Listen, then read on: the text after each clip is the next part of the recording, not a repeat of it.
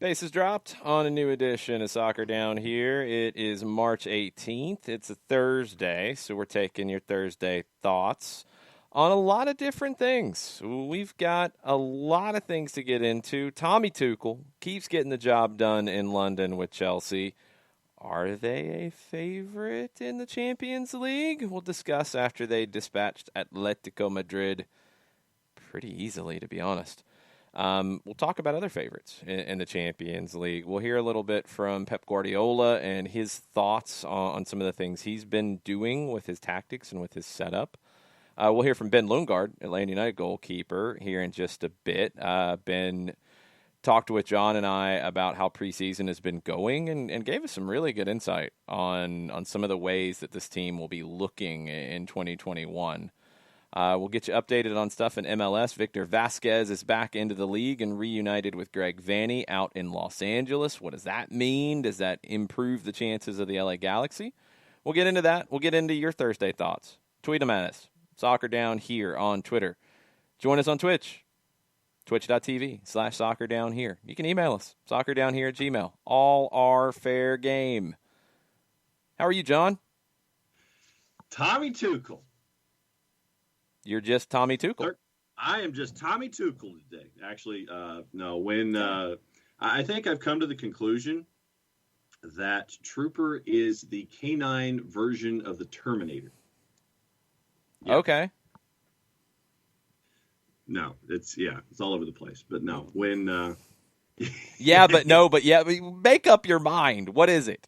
No, it's early. Yeah, it's early thoughts. We'll get to Tommy Tuchel for most of the show, but no, I've come to the conclusion that that our dog is the canine version of the Terminator. When you think he's asleep, he's asleep. When he's not asleep, he's not asleep. He's not going to go back to bed. And what? So, oh yeah. Wait a minute. When he's asleep, and when he's not asleep, he's not asleep. Right. Isn't that everything? But he needs to be asleep more and not asleep less. Okay. I'm really confused. All right. So Gwen has normal sleeping habits, right? Not when it storms like it did. Okay. So basically, yes. Basically, yes. Sure. When there's no weather going on and everything is relatively quiet and oh yeah, by the way, what does this have to do with the Terminator? When you think that you've got him to bed, when you finally think that you've got him to sleep and you're ready to go to bed, or more specifically the boss, when she thinks that everything is calmed down, nope. He's just up and running, and he's walking up and through the house, and he's just doing his thing, and he's getting water and shaking it off, and you think he's going to sleep finally, then nope. He's listening to Taylor Swift songs? Probably. What? Yeah. He's got a mind all of his own, and I'm so confused. Did you sleep last night? No. Okay, that is probably the thing that makes the most sense. Patty Because slept less than I did. Let's put it that way. I have no idea what language you're speaking this morning, let alone what you're trying to say. Oh, just the fact that when dogs decide that they're going to be awake, to heck with what the human wants, and so there you go. That's And the Terminator? You should try getting a kid and see how that works for you. Yeah, exactly. Jarrett, help me, because I don't understand John today. I think he's broken. Have you turned him off and turned him back on? I can't do that from here, unfortunately. This is, and I'm showing folks on the Twitch pitch where I'm going this morning. You're in drinking... addition to everything else that I normally do, Arden's Gardens is going to be my friend this morning.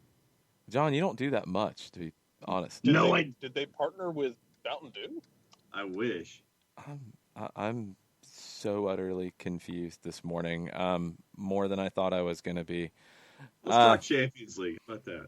Yeah, because I still don't know where the Terminator factored into any of that. All right. When you think. No, you already tried. You tried 3 times and nobody understood. It's okay. When you think that you got him to bed, and Jarrett can relate with this. The Terminator goes to bed? No. But you thought you put the Terminator to bed? Yes. Who tucks in the Terminator? I'm confused. Terminator tucks in his own self. I'm still. I got nothing.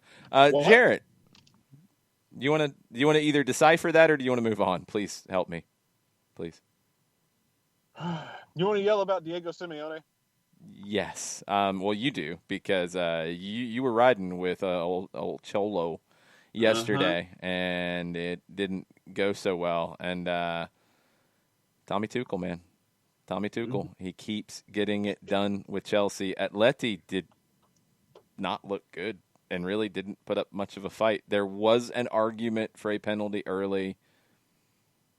I don't think it was enough. Maybe you have different thoughts since you were riding with El Cholo.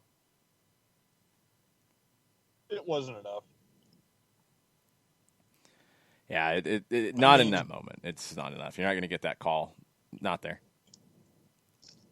And for me personally, like I was riding with both of these because I mean I've been on the Tommy Tuchel wagon for a week or two. Ask Nick when it comes to our picks in the Premier League, but I threw my lot in with Cholo a while ago, and buddy, I mean there's crashing out, and then there's what Atleti did. It wasn't pretty. It kind of moved it up a level there. I mean, it was even if you get that penalty, do you have any confidence in the world that they would have found a second one or kept Chelsea out? Because right now, even if you go into that thing and say, "Oh man, it's 1-1 now on aggregate," and both teams have an away goal, I still would have I wanted to see Atleti do this, but I still would have been like, "Yeah, this is Chelsea's to lose." Mm-hmm. I wanted to see more from Atleti. It just didn't happen. I mean, this is a team that doesn't come from behind well in these moments. They need to be in control of games and to get to the next level. And this was the conversation last year right before the pandemic hit, and even to the point that there was a thought that Simeone might not be back at Atleti. They've got to find a new way to attack because they can be a difficult team to beat. They can be a round of 16 team in the Champions League. They can be top 3 in Spain. They're going to struggle to win trophies if their offense is this anemic in a game where you needed offense. I mean, you needed to have more of this game, and you couldn't. You couldn't find it. You couldn't get control of the ball. You couldn't create chances. You couldn't feed Luis Suarez. 19 touches in 58 minutes for Luis Suarez. I mean, that's not on him. Nope. You know, one attempt. You've got to feed the man. A lot of people were trying to make something of his reaction to being subbed out, and Simeone shut that down really fast. He's like, it's normal that players are annoyed when you take them off. They wanted to change things up. It wasn't working with Suarez. They wanted to find a different way. They tried to, and they couldn't, and it just never got any better. You're for a team, Jarrett, like Atleti, you're wishing for more, and I don't know. It's just, if you're a fan of Atleti, I would be completely and totally just frustrated out the door with what I didn't see, knowing what's there. I mean, you look at someone like a Joao Felix, and you're going, you know, there's a talent there. You look at what you've got up top. You've got some scoring prowess there.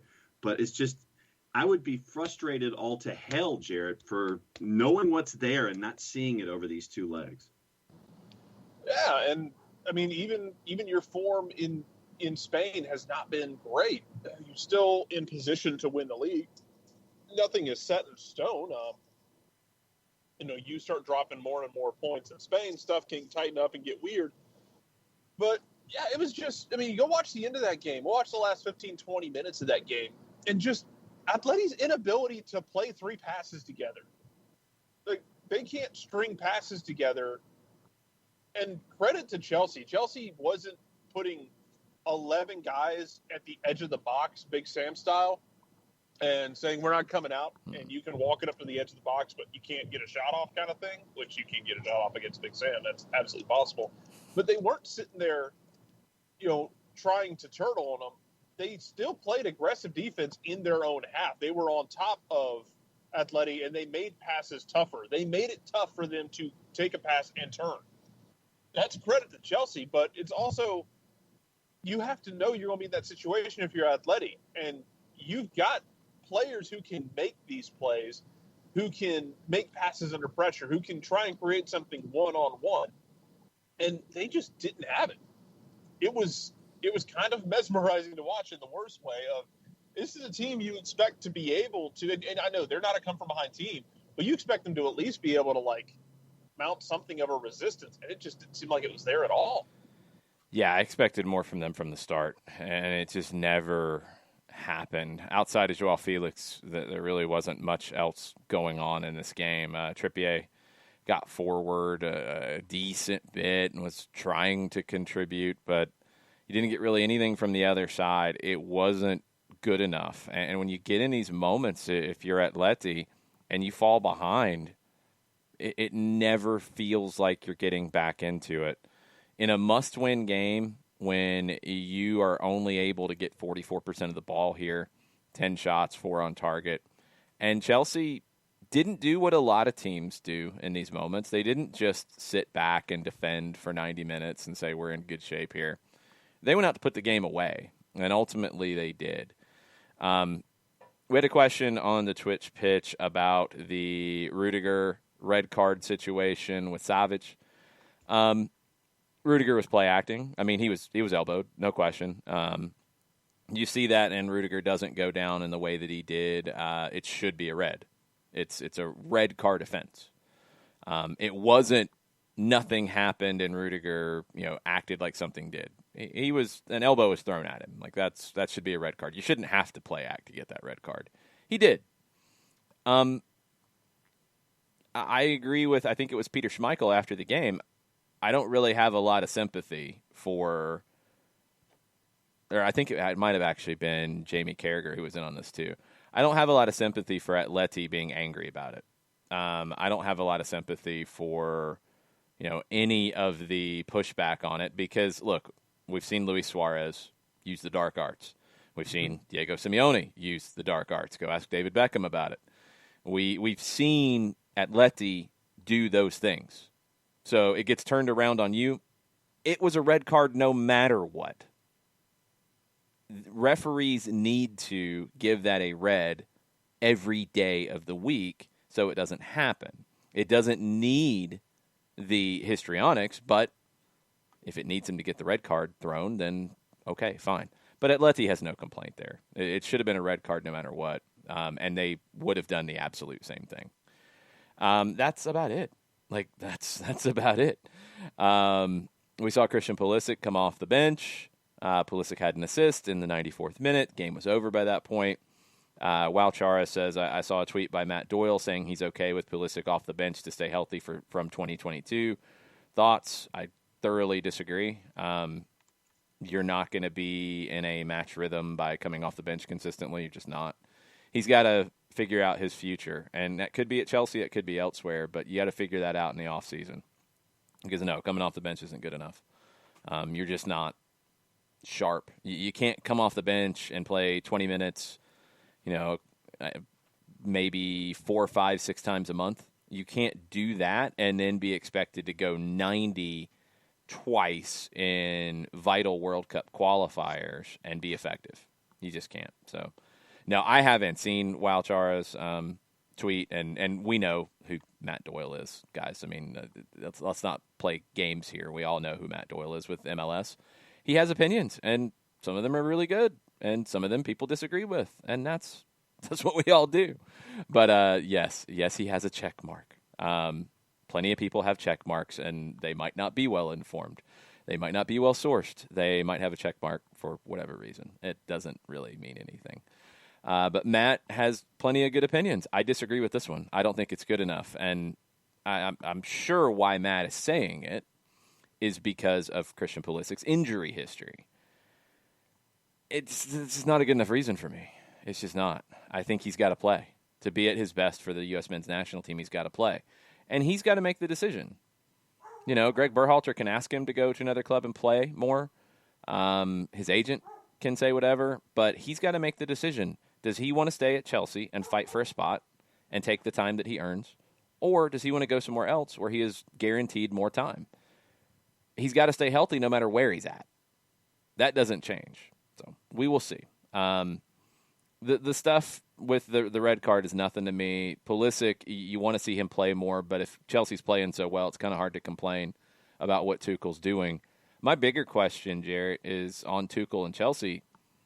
You know, we talked about it yesterday. I felt like City and Bayern were the clear top two in terms of the power rankings with the Champions League.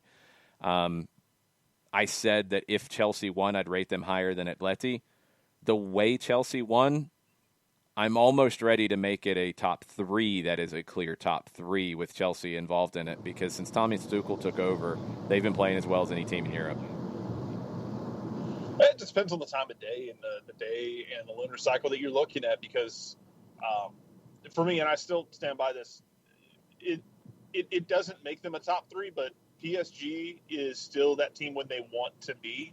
And that is the infuriating part about them. I think they're three on that when they want to be there. When they're not there, then you start having conversations about, you know, Real Madrid, Chelsea, where do they fit in and all that. Because, yeah, if that's the team that Chelsea wants to be, I think we factor in the form that Atleti is in, and it hasn't been good.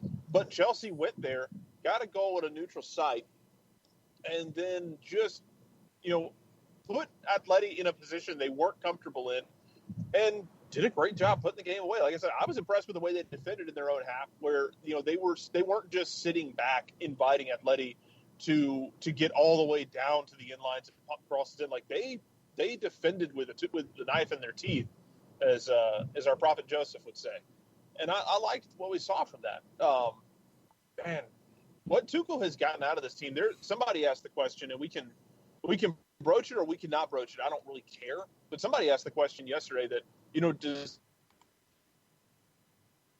such about Lampard as anything that Tuchel has taken some of these same guys and unlocked this team to play this way, when under Lampard, man, it was rough. But Tuchel's come in there. I don't know if it's been a fresh mindset, if it's been, you know, just a different voice that, you guys, maybe it got stale on them very quickly or what. But man, he has unlocked it. And I don't think it's a referendum on Lampard's entire coaching career and he's a failure and he's doomed forever or anything like that. Nothing like that. But man, I didn't expect Tuchel to come in there and make this team look like they were, you know, an outside favorite at Champions League. I think they're beyond an outside favorite at this point. It's both. I mean, Frank Lampard didn't have his team very well structured, and we saw these ups and downs because of that. Frank Lampard's not a horrible manager, but he's got a lot to learn. Thomas Tuchel's a very good manager. He's maybe one of the best pure coaches in the world. Being a manager incorporates more than just being a coach. I think what Tuchel has done with the team in training and what he's done with the team on the field is outstanding. Let's see how he manages situations with players and with the board and with the club over time. That's been his downfall. Right now, the coaching is coming through, and it was something that the team needed. They're structured better. I mean, simple as Tuchel playing a lot more of a 3-4-2-1, it suits the players that he has. It gives that defense more protection because that was an issue under Lampard consistently. And it's starting to flow with Werner and with Havertz and with Ziyech up front in the game yesterday. Does that mean it's going to be harder for Christian Pulisic to find minutes? It does. Does it mean it's going to be harder for Olivier Giroud to find minutes? Yeah. There's a lot of players at Chelsea's side here on the outside looking in. For you, Olivier. Come home. We'll see. But there's a lot of players on the outside looking in, and this is where the management side from Tuchel gets involved. Because right now, I mean, where they are in the season, he takes over and he's got to win. And he's got to get them into Champions League. And he's got to continue on this Champions League run. He couldn't worry about bruised egos and hurt feelings because of playing time. He will over time, because it's one thing to come in and replace somebody and the players know that, yeah, we got that guy fired. Because Frank Lampard wasn't out there giving up some of the goals that they gave up. The players' poor performances got him fired. Now, he could have put them in better positions to succeed, 100%. But that's a wake-up call for players, and you're getting a good performance combined with a good coach. These things are real. That wears out over time. And over time, you're going to get these guys on the bench, Christian Pulisic being one, Hudson-Odoi potentially being one. We saw him subbed out of a game that he subbed into. Billy Gilmore, Ben Chilwell. I mean, we can go all the way through the team and say, all right, at some point, these guys are not going to be happy with the amount of playing time they're getting. How do you deal with that? Do you rotate the squad to keep them happy? Or do you say, well, you're not happy playing? Door's over there, and we'll find you a place to go. And that was the point on, and I was going back and forth with Bernd a little bit on Pulisic. I think it's got to start with Pulisic requesting a move if he's not happy with his playing time. Doesn't mean there is one. Doesn't mean there's an easy transfer. I think a loan is probably far more likely because they paid a lot of money for him. But it's got to start from the player saying, I'm not happy with the situation. But it's really got to start in the manager's office with Tuchel saying, is this a guy that I can afford to lose right now? Is this a guy that just doesn't do it for me? He can go. That I don't see a time for him here. Or is it somebody, I need to find him minutes. I need to keep him happy. I need to find a way to keep him motivated. Because, we've seen it in every team in the world. We talked about it a lot last year with Atlanta United. Depth is needed to win trophies. But it's very hard to keep 22 starters happy when only 11 play. That's difficult. And that's a balancing act that good managers find a way to do. Some managers don't. They can be outstanding coaches like Thomas Tuchel, but let's see how he manages the situation, especially once you get into the summer. Because I think he's fine. I mean, he's winning games. You can't really question anything he's doing right now. Right. If you're Christian Pulisic and you're frustrated, you can't go say anything. You look like a fool. Now, in the summer, where you start planning for next year, then it's a different conversation, and we see what happens. But these are going to be the decisions long-term that will decide how long Thomas Tuchel can be successful at Chelsea. It hasn't been a long shelf life for him in places. But right now, he is showing that he is one of the best pure coaches in the world. And what he has done to transform a team that looked disorganized and poor defensively and didn't look like they had any chance of going back to the Champions League next year. Now he's got them in the quarterfinals of this year's Champions League. He's got them as one of the best teams currently playing in Europe. And he's got them in a Champions League spot qualified for next year, and it doesn't look like he's going to give that up. That's an incredible turnaround, and it's down to the work that Tuchel's put in.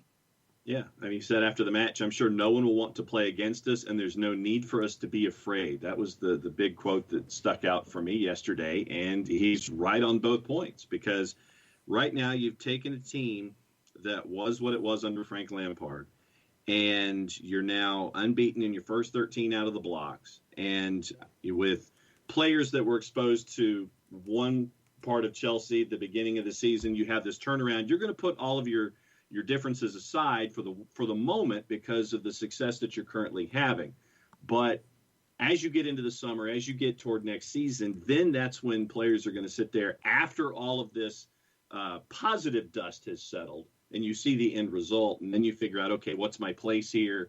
And then you figure it out from that moment. But right now, I think that the old cliche that winning cures everything, right now in the short term, winning is curing a lot of those concerns, I think, that folks had over Werner, Havertz, and Ziyech coming in, especially that they combined on that first goal. And so I think that a lot of folks from the outside are looking at Chelsea right now as that one of the more dangerous teams that you're seeing right now in European football. Winning's not curing how people feel about Havertz, Werner, Ziyech, and others. They're playing better. Tuchel was brought in to do that. Like, that's not about winning. That's about their performances being better. If their performances weren't good enough, they'd be on the bench, flat out. That's how it would be under Tuchel. So, no, I mean, the change about Chelsea and the mood is because they're winning, of course. The fact that they're a favorite now is because they're winning, because they wouldn't have been before, not because of a bad mood, but because they weren't playing well. Like, it's a different team. It's an entirely different team. And now the conversation is taking it to the summer and the upcoming transfer window, where Xavier Bosch of Mundo Deportivo in Spain had an article, and it sounded like maybe there was some conversation with Mino Raiola that Roman Abramovich has, quote, promised Thomas Tuchel that he will sign Erling Haaland if Chelsea make it to next year's Champions League. Chelsea has been linked with Haaland all year long. Abramovich has reportedly made it very clear that he wants to go get the guy. It's probably going to take about 150 million euro. There has been the rumor of a swap deal, including Timo Werner. That's a rumor. Everything's a rumor right now. Real Madrid will definitely throw everything they can at Erling Haaland. I think they're prioritizing Haaland over Mbappe. Manchester United and Manchester City weren't mentioned in Bosch's article at Mundo Deportivo. Those are two clubs that I think will have interest. United probably more than City. But it feels like Chelsea will be the ones who really go hard at this to try to get it done. There is a question if Dortmund qualifies for Champions League next year, if they would sell or if they'd wait and just take the $75 million after the end of next season. That would be the release clause. Or if they double that. If they don't qualify for Champions League, I think they sell, no question. If they do, maybe they don't sell. Maybe they decide one more year with him. I don't know. I think they'd be silly to not sell at this point because it's a formality that he's going. It's just a matter of when. And if you can get twice as much by doing it now, do it now. If you can get the same amount of cash or even a little bit more than the release clause and somebody like a Timo Werner, that's kind of hard to say no to. So we will see what happens with Erling Haaland. But the reports now out of Europe are that Abramovich, if they get back into Champions League next year, that he's promised Thomas Tuchel that he'll go get Erling Haaland. Well, and in the past, Roman Abramovich has had zero fear in throwing whatever dollars to bring in a player that he really wants to bring in. He'll bring him in. So if Abramovich says he'll do it, you might look at the price tag at the end of the day when the deal is done and go, well, you might be blown away by it. But for Abramovich, it's about bringing that player in at whatever the cost. All right, Jarrett, let's bring it back to this year's Champions League. With Manchester City doing what we saw from them, both in League and in Champions League, what we've seen from Bayern this year, and they've got the trophy, what we've seen from Chelsea, and then you're getting into the conversation about Real Madrid, about PSG, feels like a step back. Who is your favorite if you had to go put a juice box on it today? Who wins the Champions League without seeing the draw? The draw will have changed this completely. We know that. But right now, who is your favorite? Who is your pick to win the Champions League? I'm still inclined to say Bayern Munich. Okay. That's the team that won it last year. It's a team that, as I said before, it's a team that can play. You can play a brilliant game against them for 65 minutes, and they'll pull a string, and all of a sudden, in 10 minutes' time, you're down 2-0. It just feels like they're just barely ahead of City for me because right now both of them kind of feel like inevitabilities when you play them. Like, we can play brilliant, we can do everything right, and we still might not win. And for me, that's still Bayern Munich until someone knocks them off the perch because they're still showing those qualities, at least to me. What about you, John? What do y'all think? No, I think that I'll use Jarrett's reasoning, but I'll apply it to City. Manchester City for me is the favorite. And I look at the depth that Manchester City has and right now the ease at which you could put anyone into any of these lineups and you're still going to end up with the same results. And to Jarrett's point, Manchester City for me is a team that could be struggling over 65 minutes in a game that's a grinder at 0-0, and then all of a sudden you turn your head and it's 2 or 3-0 after another 10 or 15 minutes. But I look at the firepower of Manchester City across the board, and sure, see, I was waiting for the English snob comment, but for me right now, I've got to go with Manchester City just because of all of the depth that they have in the long term, having to juggle all of the different competitions. I'll go with Manchester City as my favorite.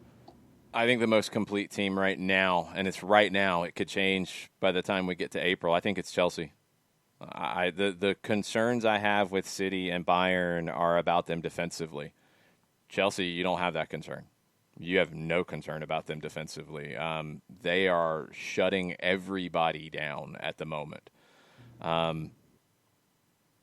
don't know if they'll be able to sustain it. because we haven't seen it all year. We've seen it since Tuchel took over. I mean, you got to have a bump in the road here at some point, right? Mm-hmm. But right now, if the Champions League final was tomorrow, if you took these 8 teams to play in a neutral site, I think Chelsea's the best team going at the moment. I do, because I think they're the most complete. I don't know if they'll be there because they've got to have adversity here at some point under Tuchel, and we don't know how he'll respond yet. Right. It happens. They can't win out the rest of the year, I don't think. They can't, not lose the rest of the season, I don't think.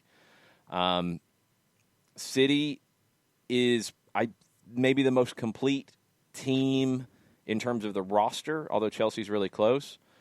Bayern is the most fearless of them, and that's the really difficult element to quantify, because I feel like we talked about this a lot going into last year's Champions League finals at the neutral sites, where Bayern played so open and so risky that it just didn't make sense that they would be able to win, because usually those teams don't.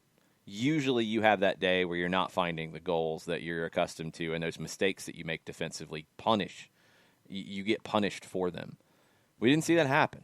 We haven't seen Bayern change. If anything, they lean into it even more. They're like, okay, if we get caught a couple times with a high line and we give up 2 goals, we're going to score 5. We don't care. And they're incredibly confident. They're the scariest to me because of that, because you can't ever count them out. If you're up 3-0 in the 80th minute, you can't count them out.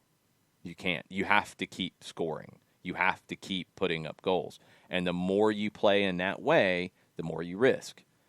Chelsea-Bayern right now would be an incredibly fascinating matchup, because Chelsea can kind of play both ways, but they're stronger defensively.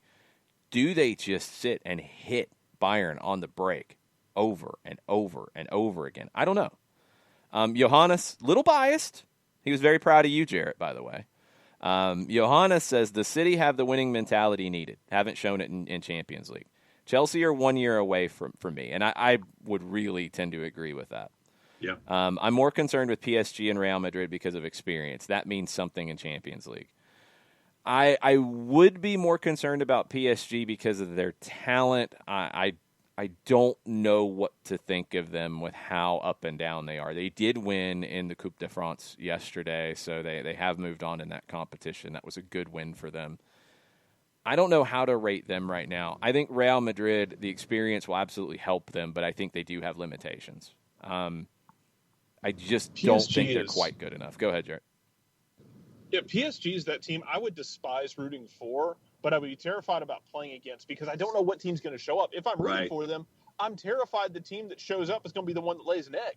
But if I'm playing against them, I'm terrified the team that shows up is going to be the one that actually wants to play that day and who can beat anyone in the world. I don't want to have to play them, but God, I would be miserable cheering for them because of the maddening level of inconsistency. And do we want to get up and play today? Ron Digital's yelling at me saying Chelsea's a defensive power. Look at the record since Tuchel took over. Yeah. I don't think he's conceded a goal at Stamford Bridge, if I remember correctly, or he did a long time ago. I think it's maybe 6 straight of clean sheets at Stamford Bridge. Since he took over, they have been a defensive power. I think they have the best defense of City and Bayern and Liverpool and probably anybody in the competition that's left right now. Now, you include the Frank Lampard era into it? No. But right now, they do. We haven't mentioned Dortmund, Porto, Liverpool in this conversation. Porto, we've talked about over time. They're going to be difficult, but they are the weakest team left. I don't think there's any question about that. Right. Dortmund is dangerous because of Erling Haaland. They are not a great defensive team. They gave up, 4 goals to Sevilla over 2 legs. I think if Haaland is hot, he can keep you in it, but I don't think they're enough to get past anybody outside of Porto. Liverpool's the wild card. because, I mean, they've been absolutely baffling here. But we know the quality they have, and we know they have a good manager in Jurgen Klopp, and we know what they can do against some of these teams. Can they actually do it is the question, and that's the part that I don't have an answer to. By the time we get to the next round, you're going to have one more week in league. You're going to have the international break. You're going to have a weekend in league, and then you're into the quarterfinals. So you're going to have 2 league games along with a break. I think the teams that have a lot of guys go away on international duty are the teams that are going to be at more risk in that first leg. The teams that actually don't have too many people go could really benefit from that time off and that time working. They'll know who the opponent is on Friday morning. They'll know what they're working towards. You could see, and maybe it's the German teams, because the German teams have made it clear, like they're going to be very careful about what nationalities, what national teams get players. They'll deny call-ups. So the German teams, and you have to include Dortmund in this, might actually benefit from that training time. We'll have to see how many people go away. It's going to be interesting. The draw is going to decide all of it. We can do this all day, and we can rank them in a power ranking standpoint and all that. But the draw could decide. I mean, if it's Manchester City and Chelsea in the quarterfinal, if it's Bayern in either one of them, if Dortmund gets Porto, then they should go to the semis. Otherwise, I don't think they should. So the draw is going to decide all of it, and we'll have that tomorrow morning, and we'll really go into detail there. I'm going to hit a couple more comments from the Twitch pitch before we move on. Jason Nix pointed out it's only 1 goal scored by opponents since Tuchel took over, and that's 13 games now? Yeah, that's ridiculous. Ron says that I really get it, but those types of runs happen. They don't. Not in this way. They never happened at Chelsea. This is the best start to a managerial run for anybody at Chelsea. I think the only one that was close was Luis Felipe Scolari, and that didn't end all that well. But anyway, this is pretty unprecedented. Like, this is a big deal. I don't think it'll continue forever, but it's not too long till the quarterfinals. So let's see what it does look like before you get there. Jason Nick says, I don't know how to judge defensive strength. Goals and chances both have been few and far between. They've been really good, and I think Byrne drives it home. What Tuchel's really good at is coming in, fixing a roster's weaknesses by implementing a system that covers up the weaknesses. He did that at PSG really well. We didn't expect to see PSG go as far as they did last year because they hadn't. That's a lot on Thomas Tuchel. So he's done the same at Chelsea. The question is always, can he sustain it when you're dealing with the relationships and all of that? While Chara points out, if we're talking about runs, City's only had 1 loss in like 25 games. Absolutely. 100%. I think the questions around City are they haven't done this in Champions League since Pep got there. Now, we know how draws can affect it, and it absolutely can. I'm a huge believer in Pep Guardiola's way of seeing the game, but they've got to show the mentality. It is a real question about them because we've seen enough times where they haven't. They've got to show that. Bayern, has that. I think Liverpool has it, although it's looked like it went into hiding for a while, but they have it. I think Chelsea has it right now. Can they sustain it? I think Real Madrid has it. If you're talking about the mentality to win the Champions League, I think it's Bayern, I think it's Liverpool, I think it's Real Madrid. And maybe Chelsea, at least in the short term, if they can continue to build on this. It's fascinating. I mean, this is how everybody looks at the game, and everybody can look at these 8 teams and pull out different favorites and different reasons why. When we see the matchups tomorrow, we'll have a much better sense of what that pathway is and what teams actually have to do to get there. Ragamuffin with a good point. Liverpool and Manchester City have a big South American contingent. Those players aren't going to join their national teams. That's going to be an interesting little wrinkle into the preparation for it. A very interesting wrinkle here. We'll see. Dortmund-Liverpool would be a fun matchup, Will says. I totally agree with that. Dortmund-Bayern would be a fun matchup. Liverpool-Bayern would be a fun matchup. You get any of that kind of combination. It'd be a lot of fun. One thing the Germans are very, very proud of today is for the first time in history in the Champions League, 4 managers from the same country have reached the quarterfinals. Terzic, Klopp, Tuchel, Flick. 4 Germans out of the 8 managers left. It's the first time you've had 4 from any one country.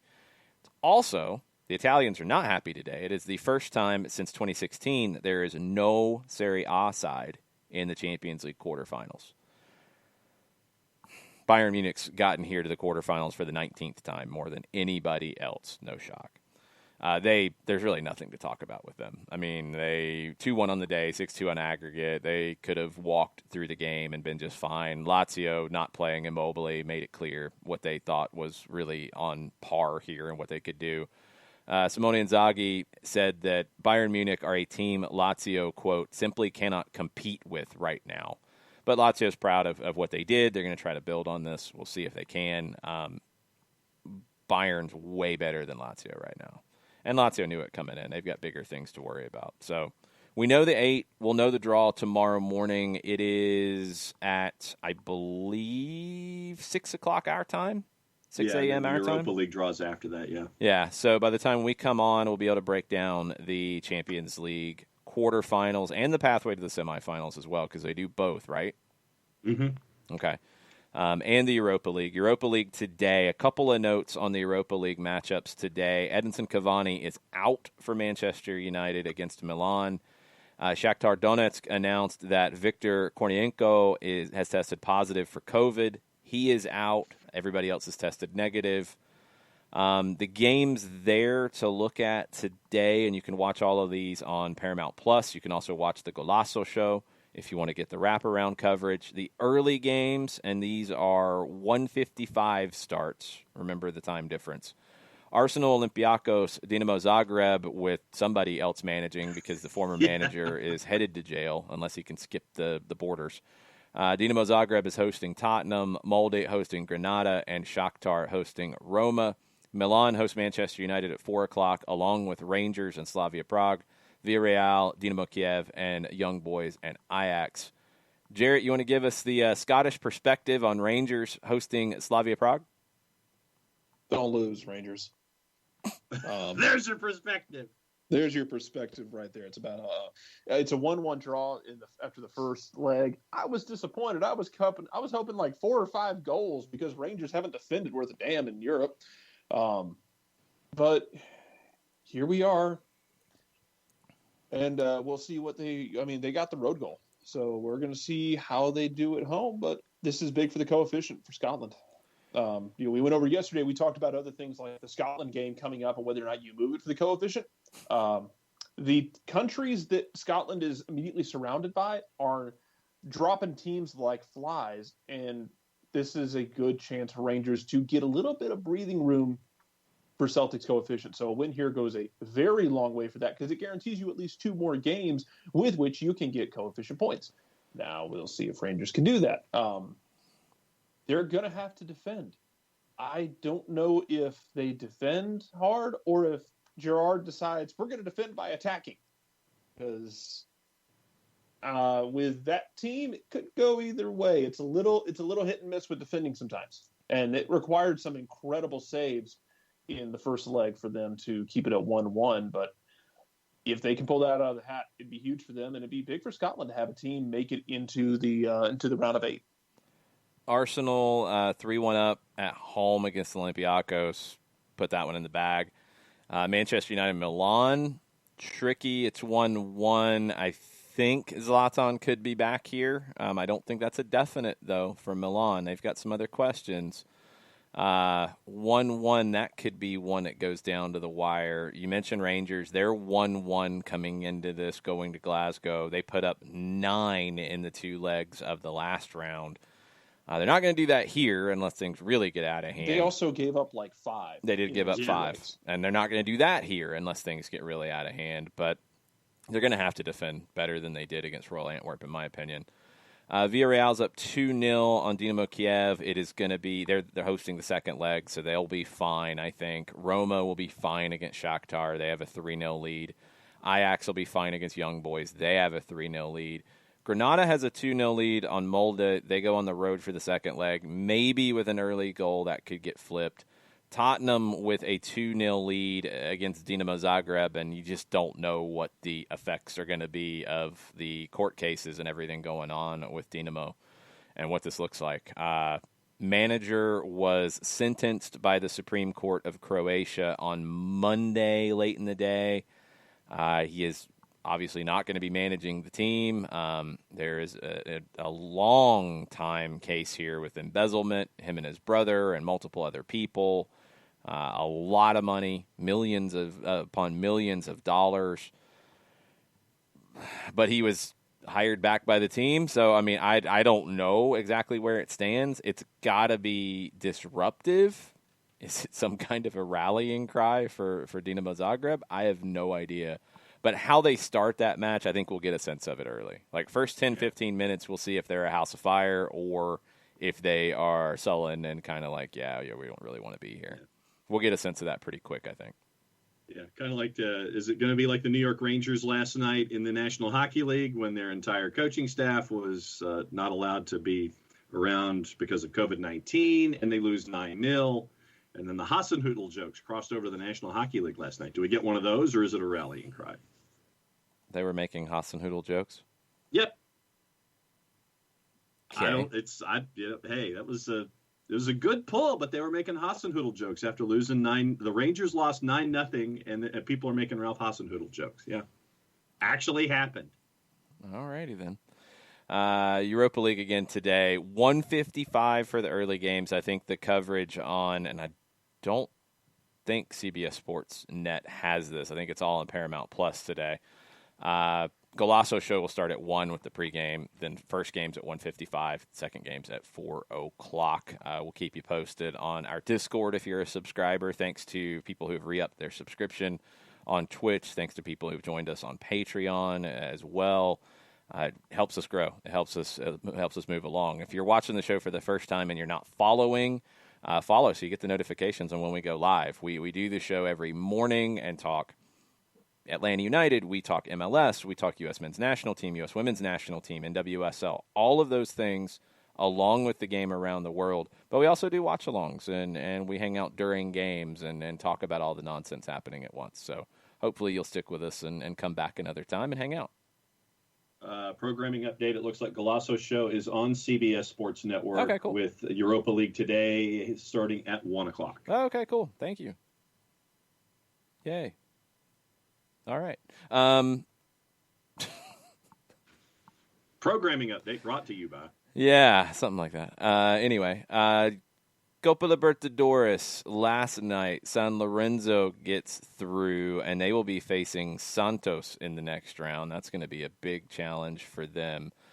Other teams that have gotten through in the qualification round now, it's not completely done yet. Bolivar will be facing Independiente del Valle in the next round. Libertad, they had to sweat it out. Universidad Católica had opportunities to put them away. They couldn't. They will face the winner of tonight's second leg, Atlético Nacional hosting Guarani. Atlético Nacional won 2-0 on the road in Game 1. They should be fine. It should be Libertad and Atlético Nacional, which will be actually a pretty fun watch. Atlético Junior and Gremio will be the other matchup. This is the final qualification round 3 that will be coming up. Then teams go into the group stage. The group stage for the Copa Libertadores will start in late April, and it'll be a sprint. Those games are all going to get played before the summer transfer window, before the Copa America this summer. It's going to be 6 games in a really short period of time, and it will be intense. There are a lot of big teams with question marks. I mean, mentioned Santos. They have a new manager in Ariel Holan. We've talked about Boca and River and how they've looked not so great on both sides. They both have a lot of big questions. It's going to be a wild ride in Libertadores this time around. I think we could see some surprises get out of the group and some surprises get dumped into the Sudamericana, which will also start in late April too. So the South American competition, as Europe winds down, the South American competition will be ramping up and get crazy. Mataflow's question, my bracket might be wrong. I'm going by SofaScore, Mataflow. They might be incorrect on who gets what. I seem to remember you're right that IDV had Gremio. Maybe they've got it wrong here. I'll confirm here in a minute. Sorry about that, Monteflo. That's my bad. SofaScore, what are you doing? Come on. So you mentioned surprises. I was going to ask, when it came to the surprises that might happen, what would be the biggest surprise and what would be the least surprising surprise, do you think? It's a little early for that, but the biggest surprise would be one of the heavyweights not making it out of the group stage. Boca, River, Palmeiras, Flamengo, one of those four not making it out of the group stage. That would be the biggest surprise because there's a huge gap for them in quality and a huge gap in terms of resources. They should get out of the group stage. They should be able to walk through the group stage. They might not this time around. That sprint could cause them problems. Surprises on a positive front. Yeah. Let's see. Defensa has maintained good form, although they're not quite as good as they were last year when they won the Sudamericana. I do think they could get out of the group stage depending on the draw. Do we see one of the smaller teams make a run? Do we see somebody like a Gremio finish sixth in the Brasileiro? Do we see them make a run if they get in? Do we see an Atlético Mineiro, an Internacional who is the runner-up? Do we see somebody new from Brazil emerge? Do we see one of the champions from one of the other countries? Do we see like I don't know if it's going to be in Paraguay, Cerro Porteño, Olimpia. It feels like a big jump. Is it a Barcelona from Ecuador? Do they make a run? Do they win their group? It's going to be down to the draw. That's what it's going to come down to here. Universidad Católica in Chile, are they going to be able to make a run? Do we get surprises out of Bolivia? Because that's always a difficult one. There will be surprises in this because of the nature, because the schedule it's slammed in. I mean, you're playing April 20th to 22nd, match day 1. You play the next week. You play the next week. You play the next week. You play the next week, and you play the next week. 6 straight weeks. 6 straight weeks for your group stage. 6 games, 6 weeks. You're also playing league. You're playing domestically. Big, big challenge. Somebody's going to have a problem in that. Somebody might have a COVID issue. Somebody might have an injury. One of the big teams will not make it out of the group because of that schedule. And somebody will take advantage. It could be a smaller team. I mean, I'm looking at Barcelona maybe in Ecuador. I'm looking at potentially América de Cali in Colombia. They were the Primera champions in Colombia. Maybe they make a run. Atlético Nacional, potentially, if they can get through. I've been impressed with them from what I've seen. We'll have a surprise that does really well in the group stage. But it all comes down to the draw. If you get a group of death, then, maybe you have a couple surprises. If you have a weak group for one of those teams that might need a little bit of a boost, they get it. So we shall see. Monteflo saying Barcelona SC has nothing. Somebody's going to be a surprise. It always happens. And if they're in a group with, let's say they get Boca right now.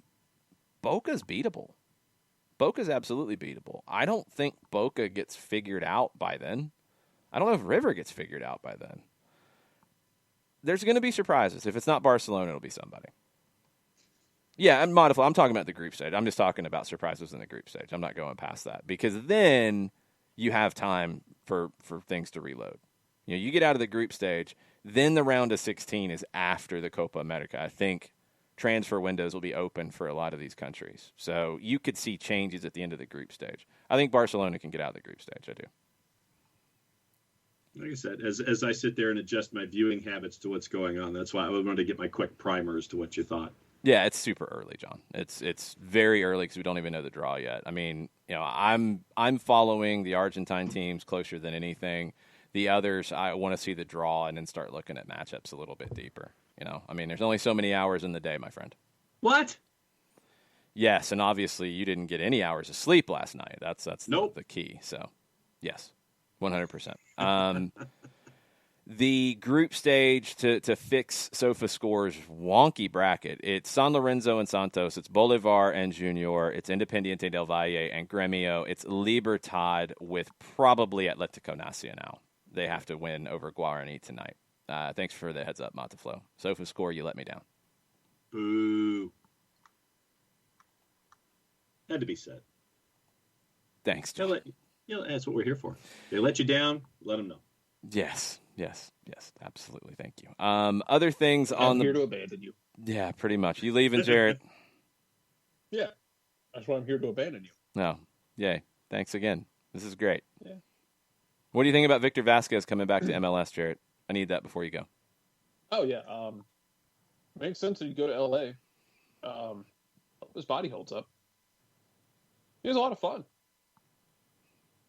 LA's a good fit for him. Vanny knows how to get the best out of him, and they need somebody like that. So it's the right fit. The question is physically. Yeah, I mean, you're dead on. Like, can he give you, out of a 34-game season, can he start 25? Oh, I was going to say 20, and I'd be happy, but yeah, sure. 20 would be okay if you've got it. And in that team, you've got Efrain Alvarez, who we'll talk about a little bit. You've got Sebastian Lletget. You've got Jonathan Dos Santos. You don't need him to play 90 minutes, 34 games. You got to pick your spots on when you need him. And the quote from Greg Vanny that jumped out to me was talking about how Vazquez can make Chicharito better. And he said, I think Javier Hernandez will benefit from Victor. Javier makes those quick runs, and Victor will recognize them and put the ball where it needs to be. So, again, Victor is another guy that can organize the final action for this team because he has that quality. That's I would suspect critical. that this team that Benny puts together might not start out of the gates at full speed. It could be a lot of fun, but next year especially could be a lot of fun if you give him 2+ windows to play with. They will. Vazquez will buy them time. I don't know if he's there next year when they are much better, but he's the one that will make them competitive this year. It's just picking the minutes for him right now. That's going to be the battle, is you don't want to overdo it with him because I don't think he's got that much left. Yeah. Oh, well. All right. Godspeed to you and John's lack of sleep. Yes, have fun trying to kind of root for Rangers, but kind of not. I know that's difficult for you. I'm just going to enjoy whatever happens. I'm going to hopefully just hope for a good game. When you've got nothing really, when you're emotionally torn to root for, all you can root for is fun to watch. Fair enough. You like should get that. Drunken fun. It's Rangers. You should get that for sure. So hopefully you can enjoy the drunken fun. Cool. Thanks, Jarrett. Bye. All right, John, you got a read to do. You got to tell us about our good friend in Decatur, Mr. Apolinski. Are you ready? Are you stretched out? Is this thing going to go off the rails?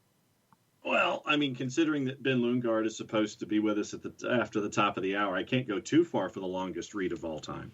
Well, luckily, Ben is recorded, so he can wait. He's a patient man. All right. And we can do this. So do what you need to do. Okay, I just stretched. And tell us about Steve Apolinski. Apolinski and Associates, LLC, proud supporters of everything soccer down here and the SDH Network for wrongful death and serious injury matters. There's only one place you need to go, and it is said firm, Apolinski and Associates, LLC.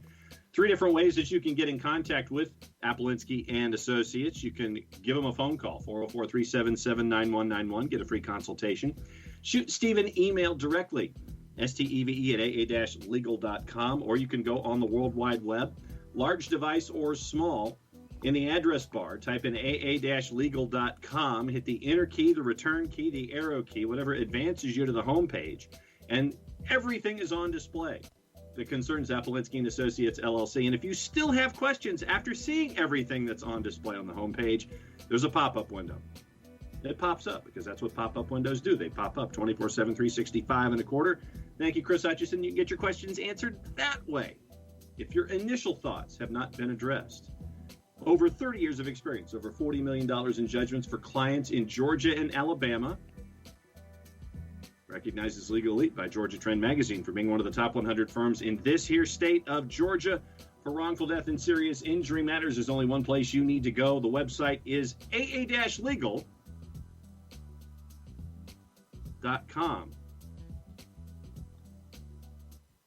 That was pretty quick. We'll see what scores we get on this as the don't want to pitch keep the chimes tape of in. Ben Lundgaard waiting. Yeah, John. Yes, of course. This is pretty good so far. Pause, question mark. Isn't the arrow key the enter button? Not on smaller devices. Okay. 8.9, great speed. 8 out of 10. Lost points for no keyboard sound effects. See? Again, John, because one person says something doesn't mean everybody agrees. One day you'll learn this. One day. Ricky Ricardo, pause? Question mark. Agree, 8. -1 for lack of energy out of the gate, but other than that, I think this was a great read. 8.1234 from the East German judge. Wow. A 7 out of coffee, just switching it up. Understood. 10, of course, from Alex Bassine, no question. Thank you, Alex. Love the pause after saying Alabama/Georgia +2. Surprisingly, really good after being incoherent this morning. Thank you, J-Dub. 8. 9.5, pause after Alabama, question mark. To be fair, I pause whenever thinking about Alabama. Badger, that's on Badger. You want to talk about Badger? Talk about Badger. Is that since folks are torn as to whether or not I should mention both time zones, that was what the pregnant pause was for. Sure. 7.5. Even keel, 8.25. John gets a 5 today. Time you at 1 minute, 25 seconds. Let's get it under a minute, Mr. Fantastic says. Well, then I need breaking news for that to happen. No, you could actually just read it faster. That's all. You don't need breaking news to do that. Sean says this might be the best scores ever, question mark. Yes, that is accurate. Cassie says, wait, John made it stop raining, 10. Possibly here too. Let's see. 7 out of 10, not bad. Okay. Pretty good. Slickster says on Twitter that almost stuck the landing. .com. Yes, almost. Almost being the keywords. All right. We do have an interview coming up with Ben Lundgaard from Atlanta United. Thank you to everybody over there for making it happen for us to have the opportunity to talk to Ben. Yeah. Ben, they're in a really busy time right now. So, like, where we've been able to talk to some of these guys this week, both here with Soccer Down Here and on Stoppage Time, it's between training sessions. They're doing 2 a days at the moment. So for the guys to just take the time out when they train in the morning, and it's super intense is the buzzword. Everybody has said it. When they're going from that to showing up to do an interview with us and try to be coherent, and then know they're about to go train again, scarfing down some food in between, and also like doing all of the media stuff because you got to get headshots done. You got to get the video stuff for the Halo board done. You got to get all the graphics and stuff done. Like, it is a busy, busy time. You had a game last weekend. You've got a training session on Saturday. It is not a game. We'll talk about that after we hear from Ben. It is like a joint training session is the best way to put it. It's 4 30-minute periods. It's going to be working on things. It's not set up like a match in any form or fashion, but you're going to get a chance to watch it, and Mike and I will be on commentary for that and tell you everything that's going on as best as we can explain it to you. But right now, Ben Lundgaard is going to explain how preseason has gone for Atlanta United so far from his perspective.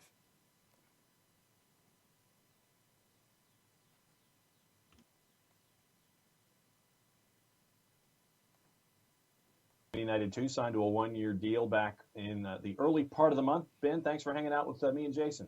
Well, thanks for having me, guys. And I'm really impressed you pronounced my last name the correct Norwegian way. My dad will be really happy about that. Well, considering I'm half Scandinavian, half Scottish, there it is. Back in the genealogy, I was a Nilsson. So, okay. So okay, the Lundgaard is definitely is definitely a trigger.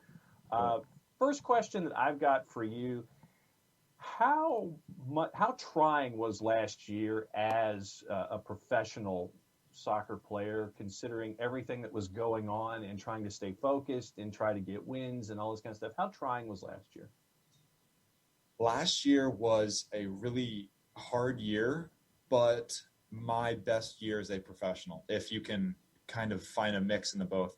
Obviously, with COVID throwing us curveballs left and right, it was a big factor. But I spent 2 years elsewhere in the MLS and was loaned to USL teams 2 years in a row, and so I came into Atlanta too with 4 professional games, even though I had been a professional for 2 years.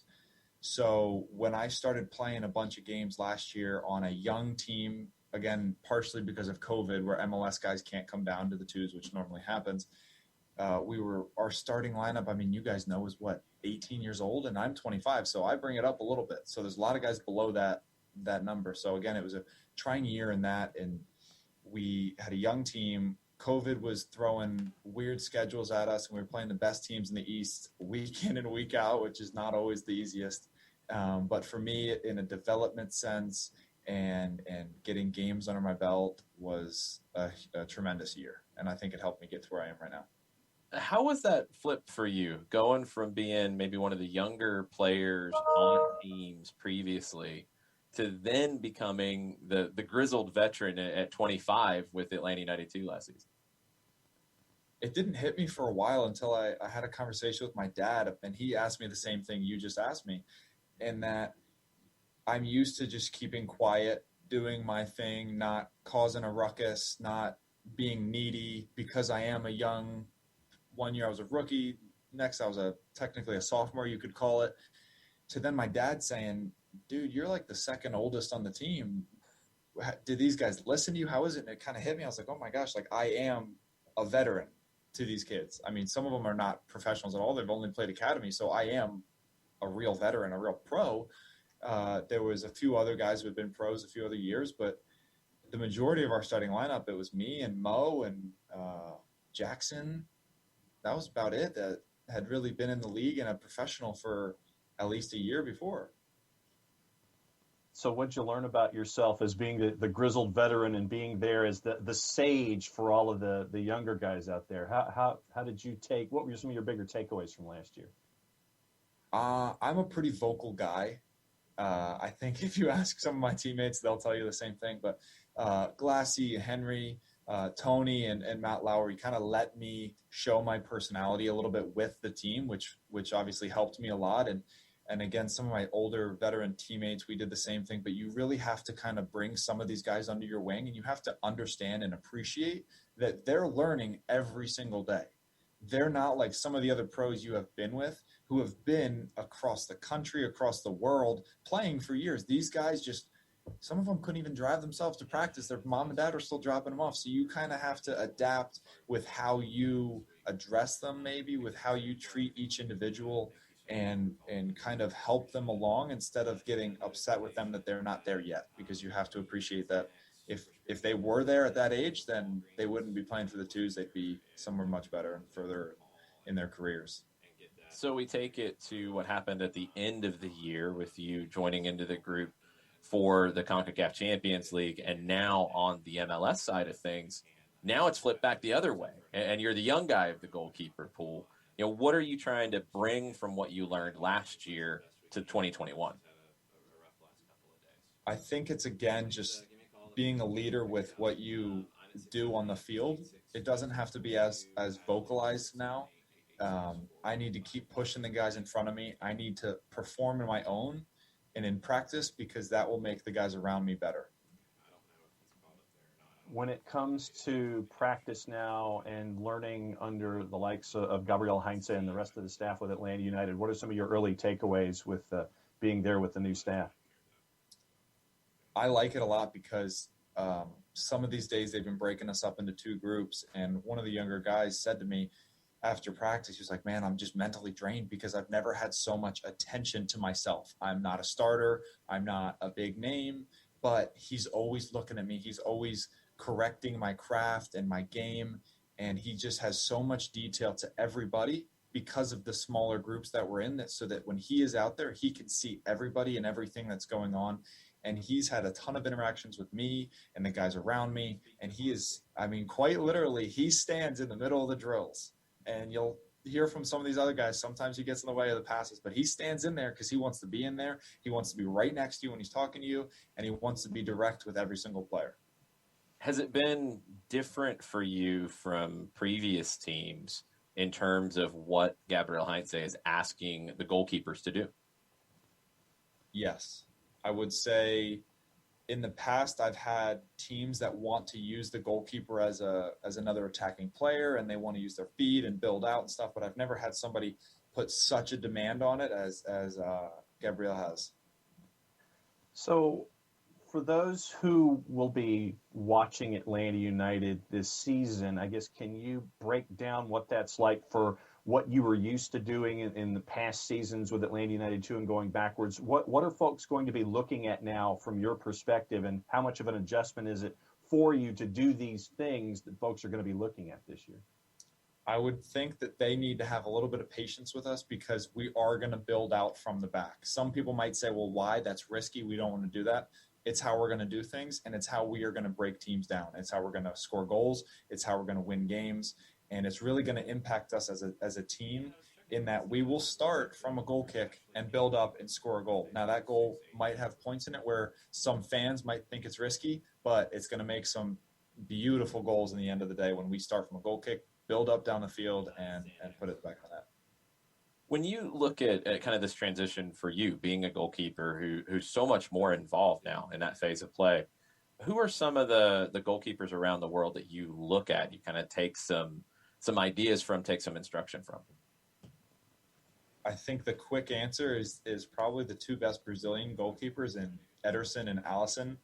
I think looking back, I'm not a Liverpool fan, so I can't be talking about them too much, but Alisson got a little criticism when he first signed to Liverpool of why he was doing so many crazy things. And now some of the things he did, us here at Atlanta United will not be doing, like the flicks and tricks. But he says, I'm a risky guy, and that's what you get when you have me.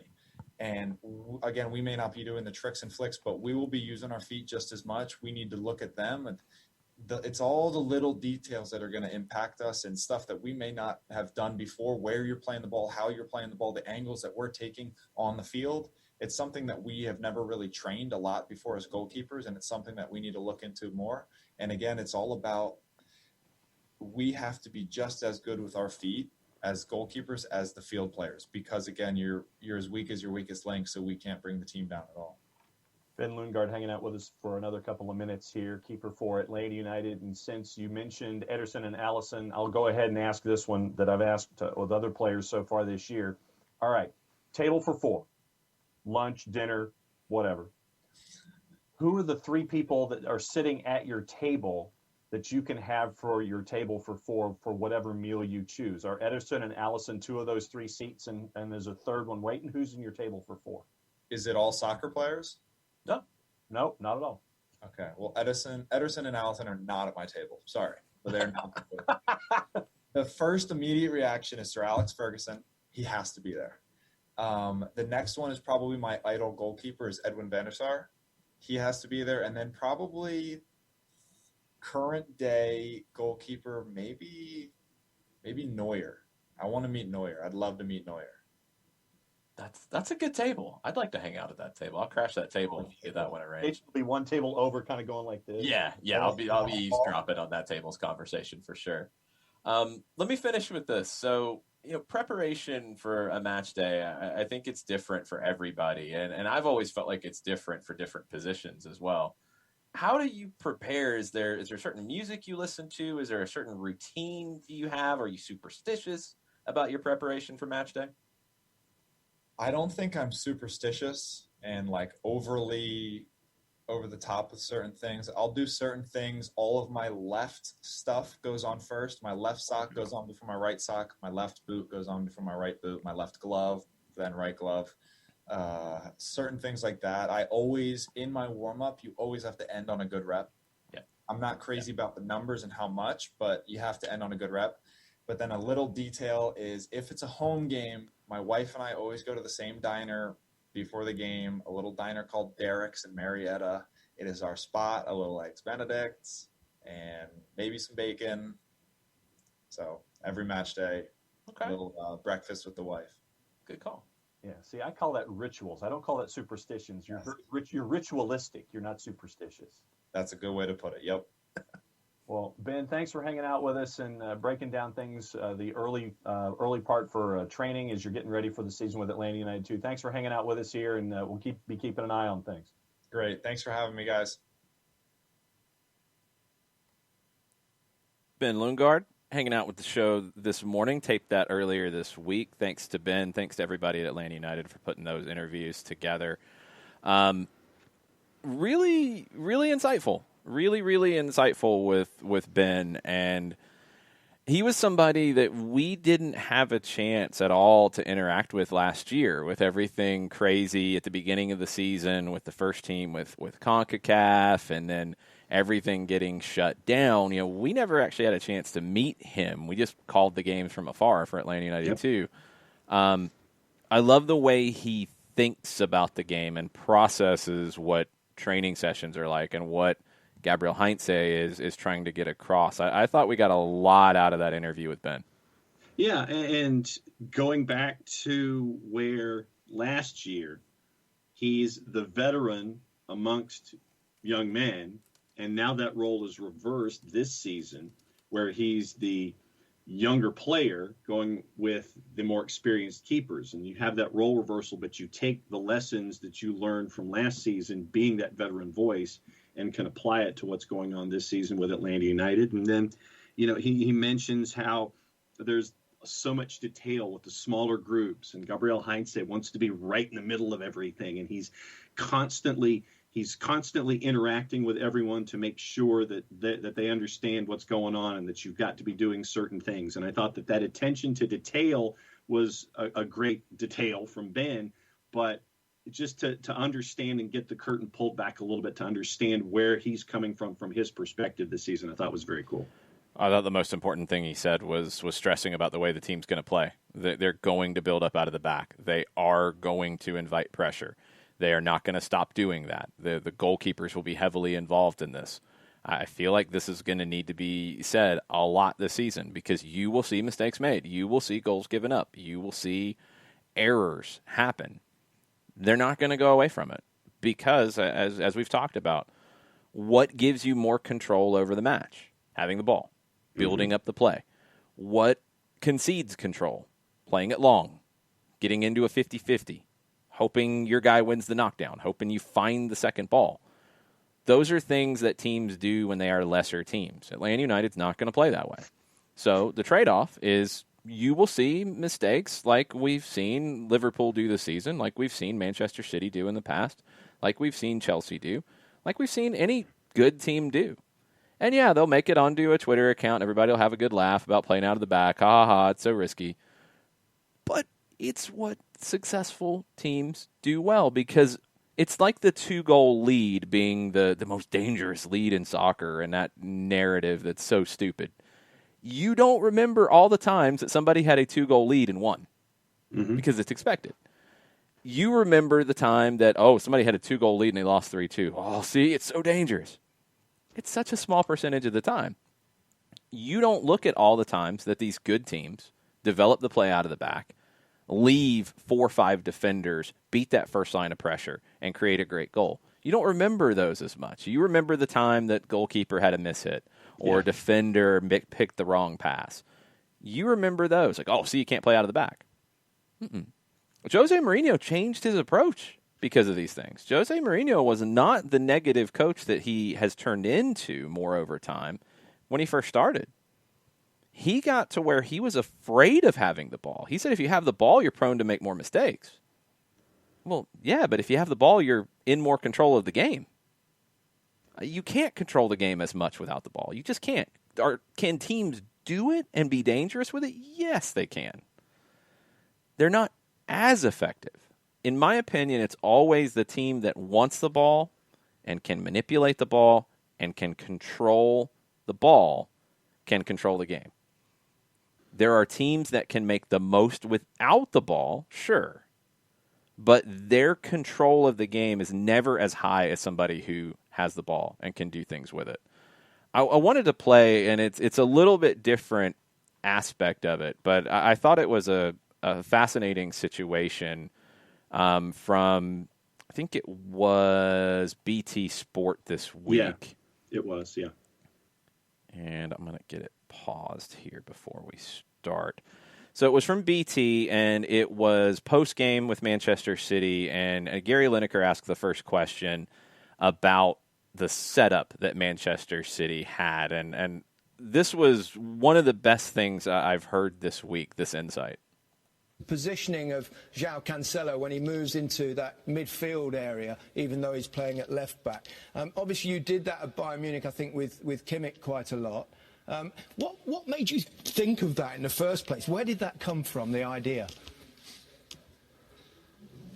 It come from Germany. That when you lose a ball, they kill you in the counter-attack when our fullbacks were wider.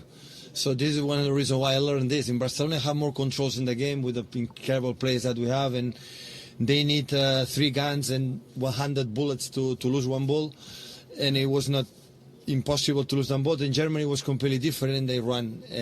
But the main reason is to have more players in the middle to pass the ball. This is the main reason. You have control maybe when you lose it, but the main reason is have more players, 4, 5, 6 players, to make a short passes and more control. This is the only reason why. Everyone, we did it with Fabian Delph to the year with 100 points. It was incredible with Alex Zinchenko as well. And Joao have this quality to do it. Of course, not all the fullbacks can play in this position. Last game against Fulham, for example, we play with Mendy, and Mendy is a guy who had to play in the sides, depending on the skills. We adapt the quality of the players and the way we want to play. But in the big concept is we defend with the ball. We have to have the ball as much as possible and be aggressive when we don't have it, be incredibly aggressive, everyone, and with the ball, a lot of passes and passes. Because the situations come, the chances come after the process. When we are looking for to create chances immediately, that is not good. And that's why we have a lot of players in the middle to create these kind of situations. Pep could talk nonstop for me about the way he sees the game, and I would listen to it for hours and hours and hours. He's brilliant. And, I mean, there's so many layers to that. What stood out for you? The reinforcement of the phrase, the best defense is to have the ball. And that is just something for me that has stuck over in following Manchester City, but then reinforced now with what we're seeing with Atlanta United. It's defend with the ball. Best defense is to have the ball. Passes, and chances come after the process. Those are the things that stuck with me in that minute and a half. There's so much more to it, though. And I think what he gives you in that is the insight over it's not the same everywhere. And I think that's something Atlanta United fans will need to understand on a couple of different layers with Gabriel Heinze. Pep went to Bayern after winning 2 Champions Leagues at Barcelona and playing soccer that in a lot of ways redefined what the Spanish identity for the game was. Spanish national team adopted it in a large degree. Pep was involved in a lot of different things about reanalyzing the way the game is played. He could have went to Bayern. He could have went anywhere and said, what I do is successful. You will do what I do. And you have a problem with that? Shut up. I'm Pep Guardiola. He didn't do that. He added new layers to what he does at Bayern. And that's what's fascinating. The German mentality, the German way, the German league is incredibly different than La Liga. And where he talked about the outside backs coming inside, and initially his thought behind that was from a defensive posture because of the counterattacks in Germany, because of that being such a key element of the game in Germany. You have to be able to defend that. If your wide players are up high and you're stretched and you only have 3 there in a counterattacking league, you're increasing risk. But if you tuck those guys in and that allows your wingers to stay up even higher and it creates new lanes, okay, you can start to envision the game a little differently. But also, what it does is the second layer that Pep ended up finding was more important. You got more players on the ball. You got more players centrally who can be on the ball in those elements. You've got your 2 center backs. You've got your number 6. You've got your 2 outside backs tucking in. But then he also went, and this is what's fascinating to me, is it's a minute 39 is the clip. He probably talks for 90 seconds. He covers so much ground in it because it's not just that he says, okay, well then I do this and then that's it. And if you can't play that way, then no, we don't want you. He talks about Mendy, and he's like, I can't ask Mendy to come in and do that because Mendy needs to play out wide. That's where his strengths are. We need him out wide, so we can't always do that. And that's why you pick teams for different opponents. That's why you create structures to deal with different opponents. There's opponents, you want Mendy on the field. You want to kill them outside. There's opponents where you're worried about that counter potentially. There's opponents where you're going to really want to have 70, 75% of the ball. There's so many different layers to the way this game is played. Pep is different now than he was at Bayern. He's different at Bayern than how he was at Barcelona. He learned things at Barcelona and adapted over his time there. Year 1 at Barcelona to year 4 at Barcelona was very different. Gabriel Heinze was one way in his first real job at Argentinos Juniors. Not all that different because he's in the same league. There wasn't a different element coming in. He went to Vélez, better players, bigger club, maybe a little more expectation. He refined. Now he's coming to a different league. MLS plays differently than the Argentine league. He will adapt to that. It will take time. But what he did in Argentina is a starting point for us, and that's why I've talked a lot about 4-3-3 and one holding midfielder and two in front and the line of 5 up front with the 2 attacking midfielders behind that front 3, creating the lanes that he wants. That's how he's played.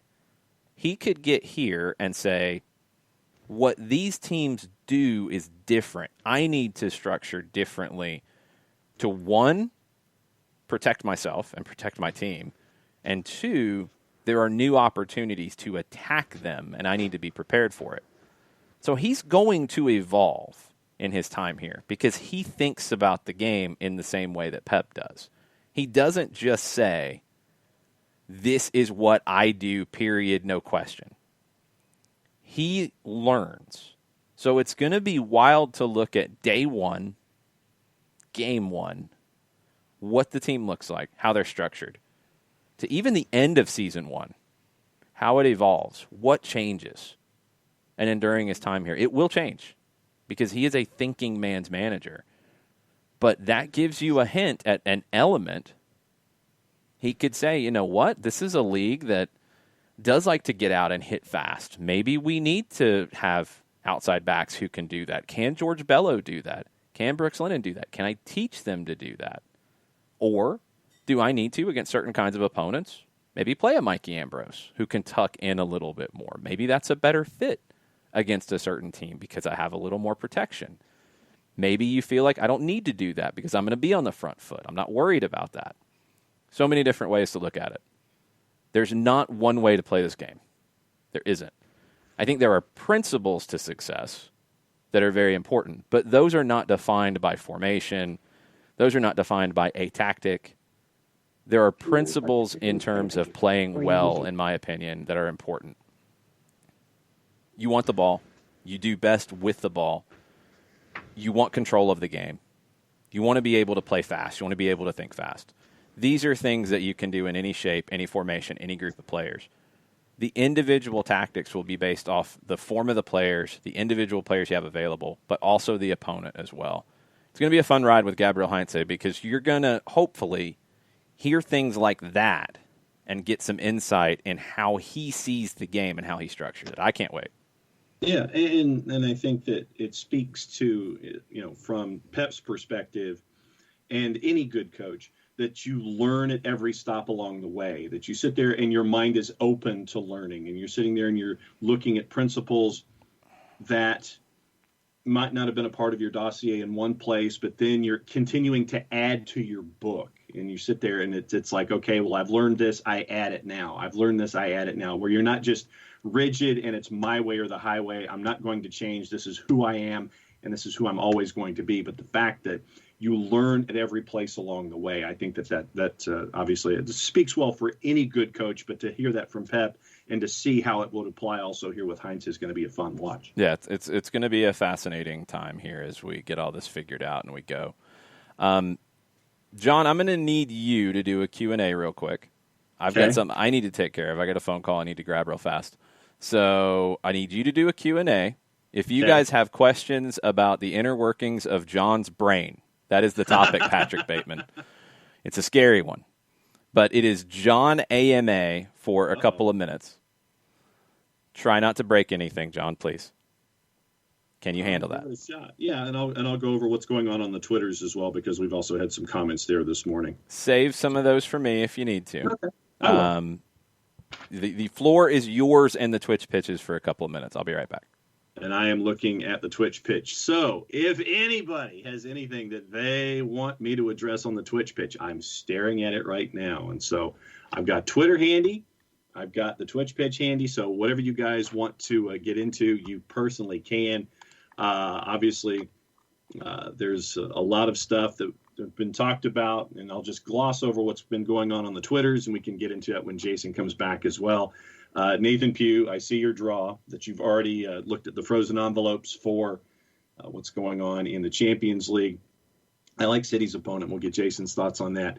Obviously, one of the big topics in the championship yesterday, Antonio wants to get into Daryl Dike. We can get into that as well. And I think that, they'll hopefully do right. But once again, remember, they turned down $10 million price tag initially. So we'll see how much that goes up. And if the club that he's with right now can't afford that 10, I'm sure somebody else can afford the 15 or something like that someone else is looking at.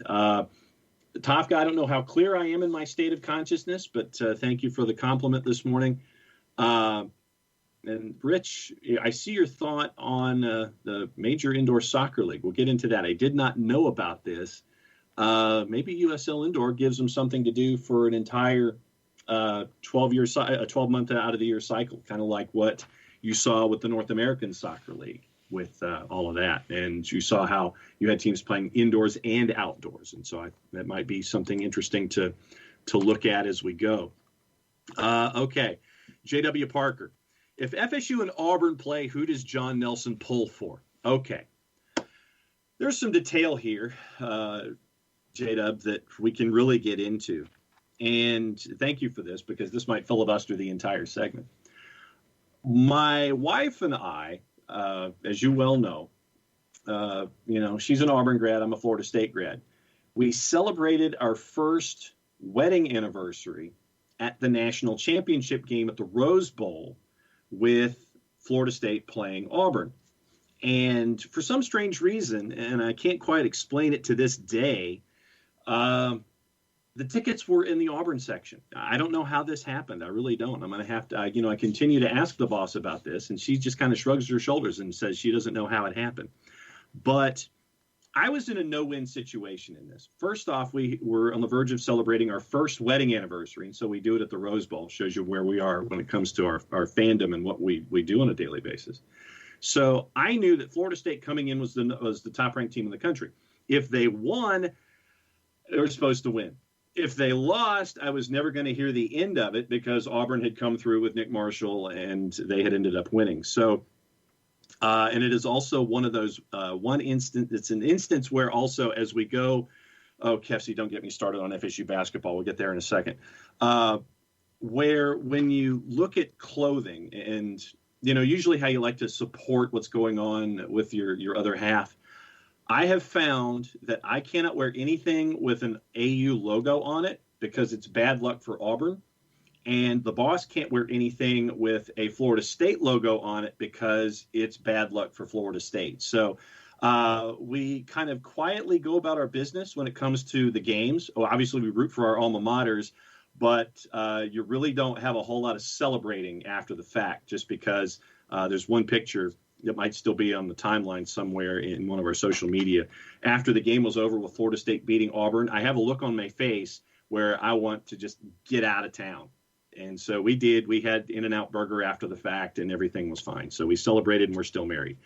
Patrick, we'll get into your question about Atleti and all that. Best all or nothing. Okay, Kefsey's got a couple here. So best all or nothing for someone who doesn't have a favorite in the teams that they did. Kefsey, I loved the all or nothing for Spurs. I thought that was a great pull back the curtain. I think that when we talked about Pep Guardiola earlier, the all or nothing for Manchester City, if you want to kind of get into coaching and his style, I like the Manchester City all or nothing. Because so there's different ones, but I like the behind the scenes for Spurs when it came to those all or nothings. Also, do I like FSU basketball? Kefsey, FSU basketball has driven me crazy for about 20 years. Steve Robinson, Leonard Hamilton, they're to the point to where You can sit there and you're thinking that maybe the coach that's currently there won't get a contract renewal because they're average, and then they make a run in the ACC tournament, and the tournament, and they get a 5-year contract extension. So, yes, I'm perpetually frustrated with FSU basketball. Good Captain Ragamuffin with the New Zealand All Blacks, yes.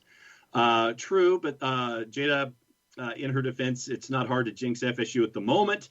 That is, in fact, true. This is when we were average and above average, and when we did things that way. So, no, all I do really when it comes to watching FSU football these days is just yell at the screen and say a lot of unprintable things because of my general frustration. And I give it another 2 years under Mike Norvell, and Deion Sanders will make his way from Jackson State to Florida State, and he'll be the new head coach.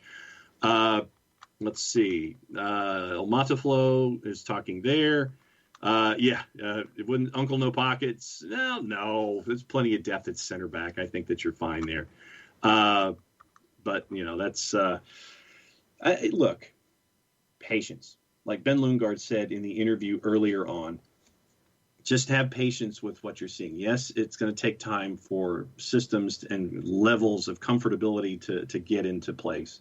Relationships, it takes a while for those things to be formulated. So just patience, folks. That's the biggest thing that I can sit there and mention when it comes to what you're going to be seeing this year.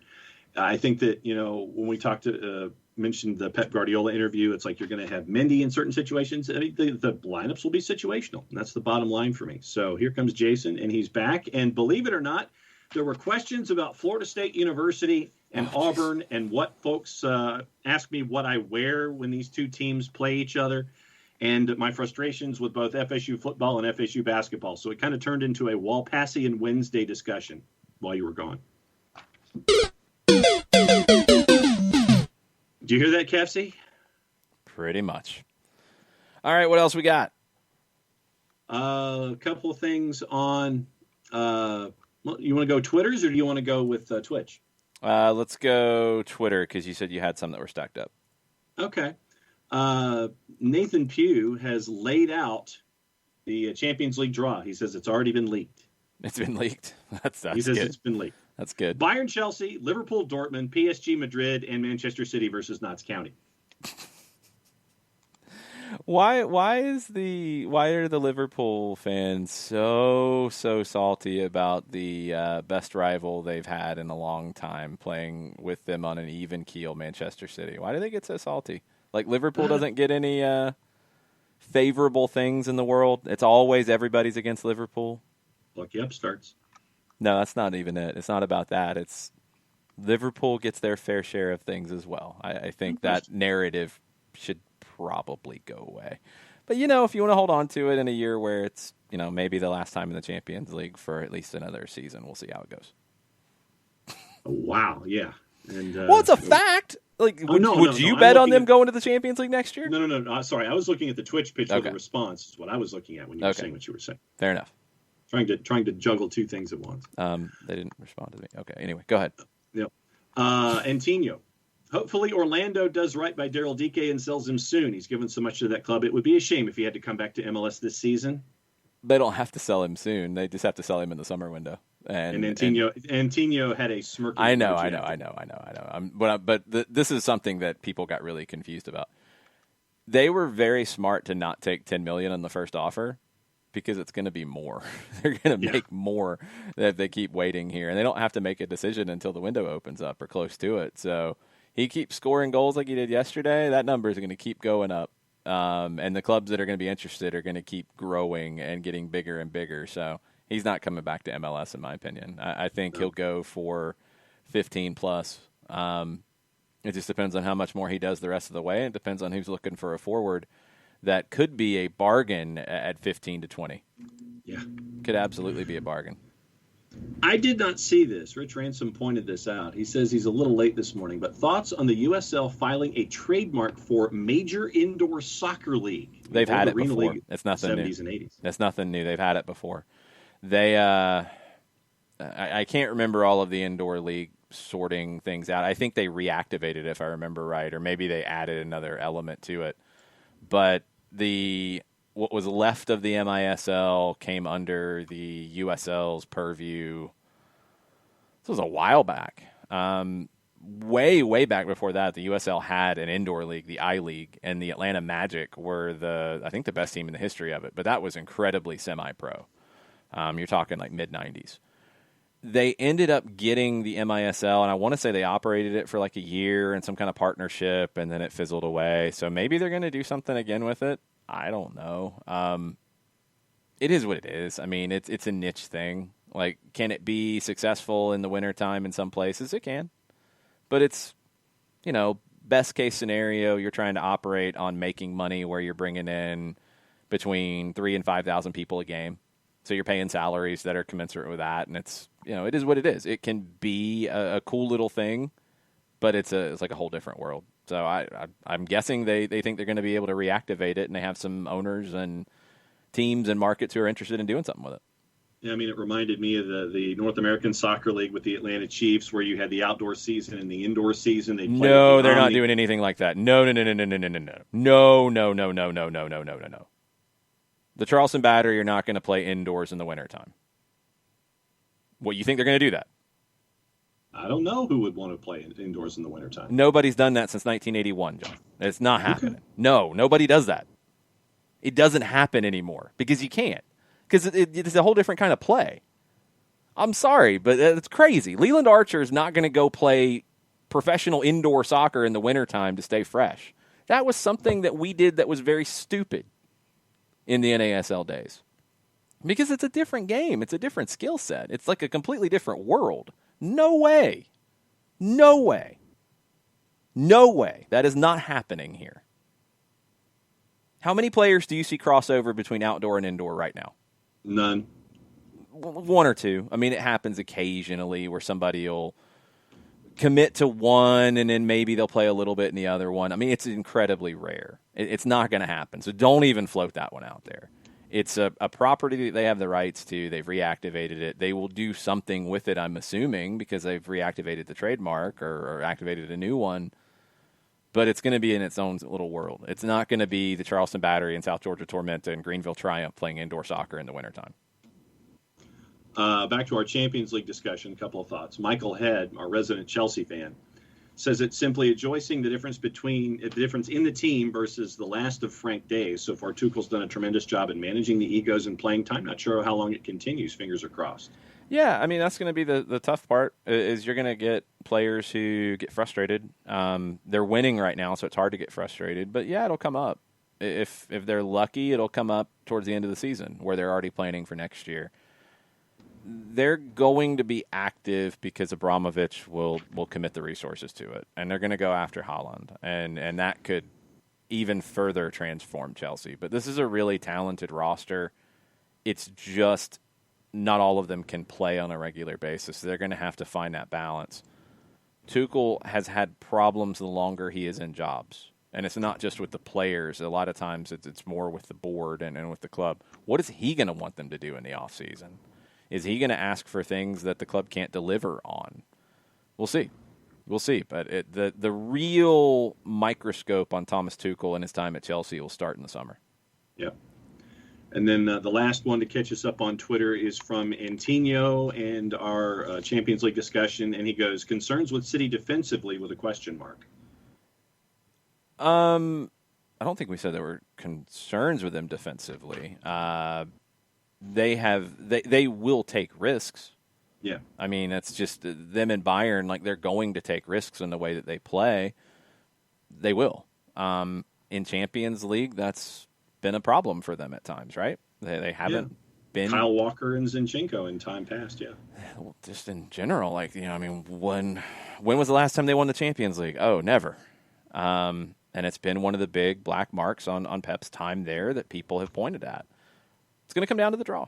It's just ultimately it's going to come down to the draw. And if they get a tough draw, they could go out even though they play well. If they get an easy draw, they could go all the way to the final. They could win the thing. It's so hard to call. But you do have to wonder about them. And maybe it's not so much defensive quality. It's the mentality in Champions League. Do they have that mental strength to get over that hurdle? Because it's been a hurdle here lately. We'll see if they can do it this time around. They're playing as well as they ever have. But they had two record-setting years back-to-back that they didn't get to this point. So let's see what they do. Yeah, I mean, you look at what John Stones has been able to do at the back. You bring in Diaz, you've got Joao Cancelo, and you mentioned we had the soundbite from Pep about philosophy and what things are with Manchester City. You see how Cancelo has freed Ilkay Gundogan to have the year that he's having and be in consideration for Player of the Year of the Premier League. So, I mean, that's what you've got with Manchester City right now, but they just haven't won it at the tail end when it comes to Champions League. So we'll see where things are with this group. Did you count to 10 in Spanish?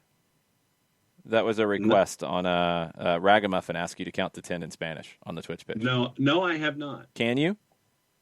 Hang on. 1, 2, 3, 4, 5, 6, 7, 8, 9, 10. There, 10. Good job. Because literally I had about 9 different languages going through my head. I'm like, You speak 9 different languages? Latin, French. Do you speak them, or can you count to 10 in them? I could count, but I don't know if I can count to 10. Okay. What are the 9? 3, 4, 5, 6, 7, 8, 9, 10, French. Okay. And then, and 1, 2, 3, 4, 5, 6, 7, 8, 9, 10. So that's 3 languages. Okay. I was just checking. I was like, 9, that's pretty impressive. It's because of all of the leagues that we have and all the different things we cover. It's like, okay, 1, 2, 3, 4, 5, that kind of stuff. It blends together at points, and I have to sort it all out. Okay. Sure. Burn says, wall pass question for John. What did you say when you found out that Atlanta United 2 plays different teams this season, different division? Oh, crap. A lot more research? Question mark. I think it's going to be fun. I like rivalries, but I also like the new guys being thrown into it. So yeah, so it's increased research. So what? You get to see new guys come to the fraction, hopefully. And I just think it's fun. I like matchups with from familiar foes, but I also like the new stuff too. It'll be interesting to see the Oklahoma folks come and Sporting Kansas City too, and see the development that we've seen with other second teams in the MLS. And it'll be fun. I'm looking forward to it. I'm going to miss Tampa Bay.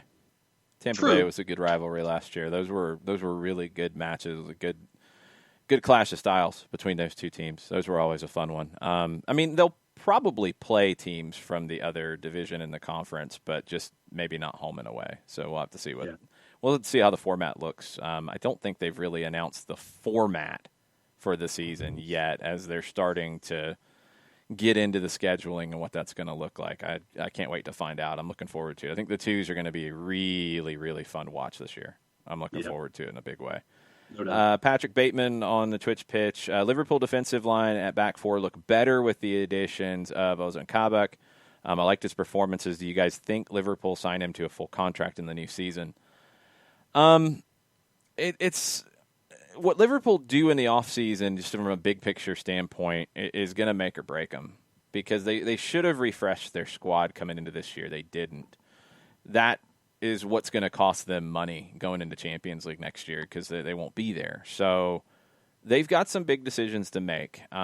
They definitely need the depth at center back, and if they're impressed with Kabak, then he's going to be around, and I think he will be. But we know right now that he won't be a starter with that group. He's young. He can grow into that potentially, but he's not going to displace Van Dijk.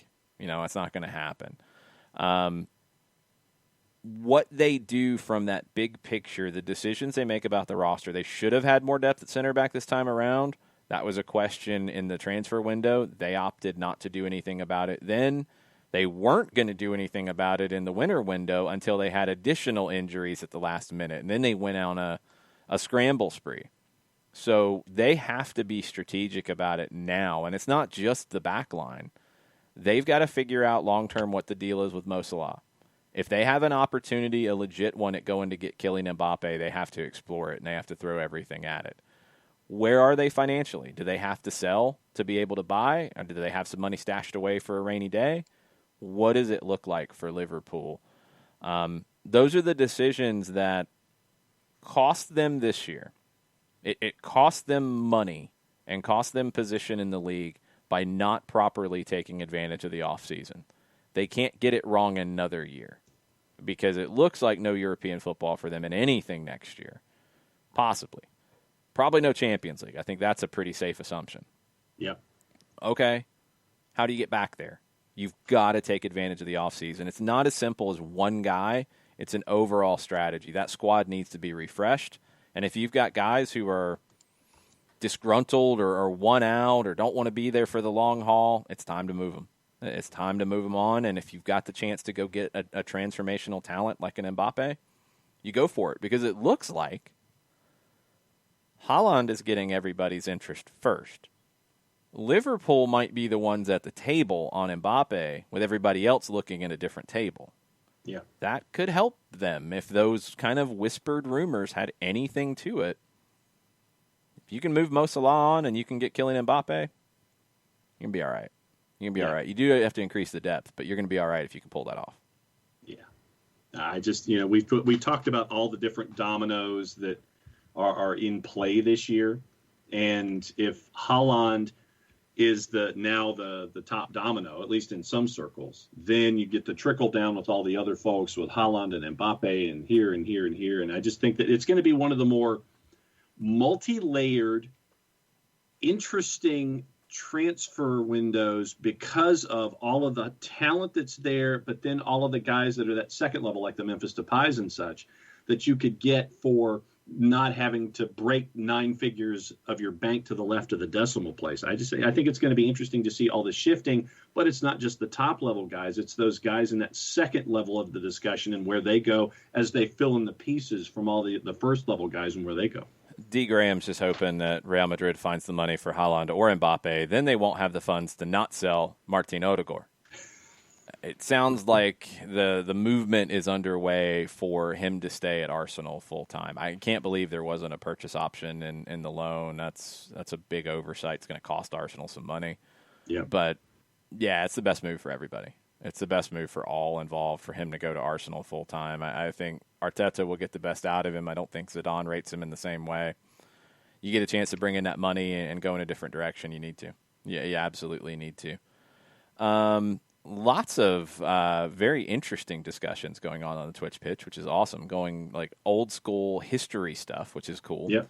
So, we've got an update on the Alan Franco situation with Independiente. Gaston Edul posted this. When did it go up? Earlier this morning. Independiente has not yet signed the transfer of Alan Franco because the offer for $2.8 million gross has arrived, and Independiente wants it net. Nor could he fix the shielding of the other 50%. I guess they want as much money up front as they can. Still standing, and there's a decision that I guess still has to be made about the sale. So that's where things stand. It's down to like final details. That was the way it was termed on TIC. It sounded far more positive on TIC, but final details is where things stand. And of course, Independiente is going to want as much money up front as they possibly can. They need it. How much they're going to get is going to be down to how much Atlanta United wants Alan Franco right now. And that's going to be the back and forth here. We saw this with Independiente on the Ezequiel Barco deal, where they had agreed to a deal in principle, and then when Barco was so strong in the Copa Sudamericana final, they said, oh, we want more money now. It's like, no, you're not getting more money. And, okay, we won't sell. Okay, that's fine. Then the player said he wanted to go. What Falcioni said at the beginning of this when it came to Franco was that he didn't want to stand in his way. I don't think this is going to go on for a long period of time. If Franco wants to make the move, he's going to push to get the deal done. They're going to try to get as much money as possible. There will be a drop-dead point here that it's going to have to get done by. And whatever that amount is, that's what it's going to be. I mean, do the numbers shift a little bit? Sure. I don't know how much. I don't know. I mean, they might not shift at all, to be perfectly honest. They might say it's take it or leave it, and we know you need to take it. Yeah. Don't know. Don't know how this goes, but that's where things stand right now. It is not 100% knocked out as we speak right now, but it is very close, according to the reports out of TIC and out of Argentina. Yep. One of the transactions I know that folks are looking at is I think that Independiente owes $1.8 million to Torino on a player transaction. And so they're going to need that cash to take care of that as a part of this whole discussion. I think that's one that's not coming due yet. That's the thing. It's like 4 or 5 deals, and some of them are coming due now that are an issue. Others are 2 months down the line. He did return to training. Teise has an article, and let me see if there's anything different from Edul's tweet just to be sure here. He did go back to the training ground today. Man, they have a lot of pop-up ads. The 2.8 net gross, that conversation. The Independiente leaders are trying to get a little more money. All that is the same. Franco returned to appear today at the Villa Dominico property, which is the training ground. They play Vélez on Saturday. He's got the promise of a sale under his arm, as translated. For the player, he doesn't want to risk playing in this match on the weekend. That's going to be another thing that pops up with this is, of course, they would like to play him. But if he's got a move in principle and he's been promised the move, he doesn't want to risk it by getting hurt. So this weekend's going to push this thing to get it done. For Falcioni, and he said it, he was very clear in it when the rumor started, they don't have a ready-made replacement. They've been playing 3 center backs, playing a line of 5, very conservative approach from Falcioni. You don't have another center back with experience to step in. He's either going to have to go to a line of 4 and change the way they play or add an academy player, a young player essentially, into that group. Teise kind of goes back and forth about it. Could be a young player who comes in and keeps the line of 5, or it could be adding another midfielder in to still provide the security but do it in a different place on the field in a different way. So that's where things stand right now. No further updates that I have seen in the last hour. Tafka says, Independiente always worries me with, quote, last-second shenanigans, end quote, and last minute, we want more stuff. They are full of shenanigans. They always have been. Sorry, Gustavo. He knows it. He says it all the time. So, I mean, it's just they're not a well-run club, period. That's why they have all these debts that are due. They're going to have to pay them, and they're going to have to get what they can here. They don't really have a lot of wiggle room. But, yeah, they will absolutely push it to the last minute to say, we want this. No, you're not getting this. This is what you're getting. We want this. Okay, we know you're up against it. You have to just do this. Like, do it. Stop wasting everybody's time. No, and they stomp their feet and they pitch a fit, and then the player has to get involved, as happened with Barco, and then it gets complicated and blah, blah, blah, blah, blah. On the Atlanta United side, you want to get it done as fast as possible because you want to get him in, you want to get the visa process started, you want to get him training. Every day you lose, it makes it harder for him to be available for CONCACAF. I think the April 6th game is going to be very difficult with any timeline that looks realistic right now. You're probably looking at the start of the season, maybe the second leg of CONCACAF. You've got cover for that. You can do that, but you want to get this guy in and you want to get him up to full speed as fast as possible. It is not a fitness thing. I want people to understand that because I think there's been some comments that have been a little confused. He's been playing regularly. He's been training regularly. He's in, mid-season form. Like there's no issue with that.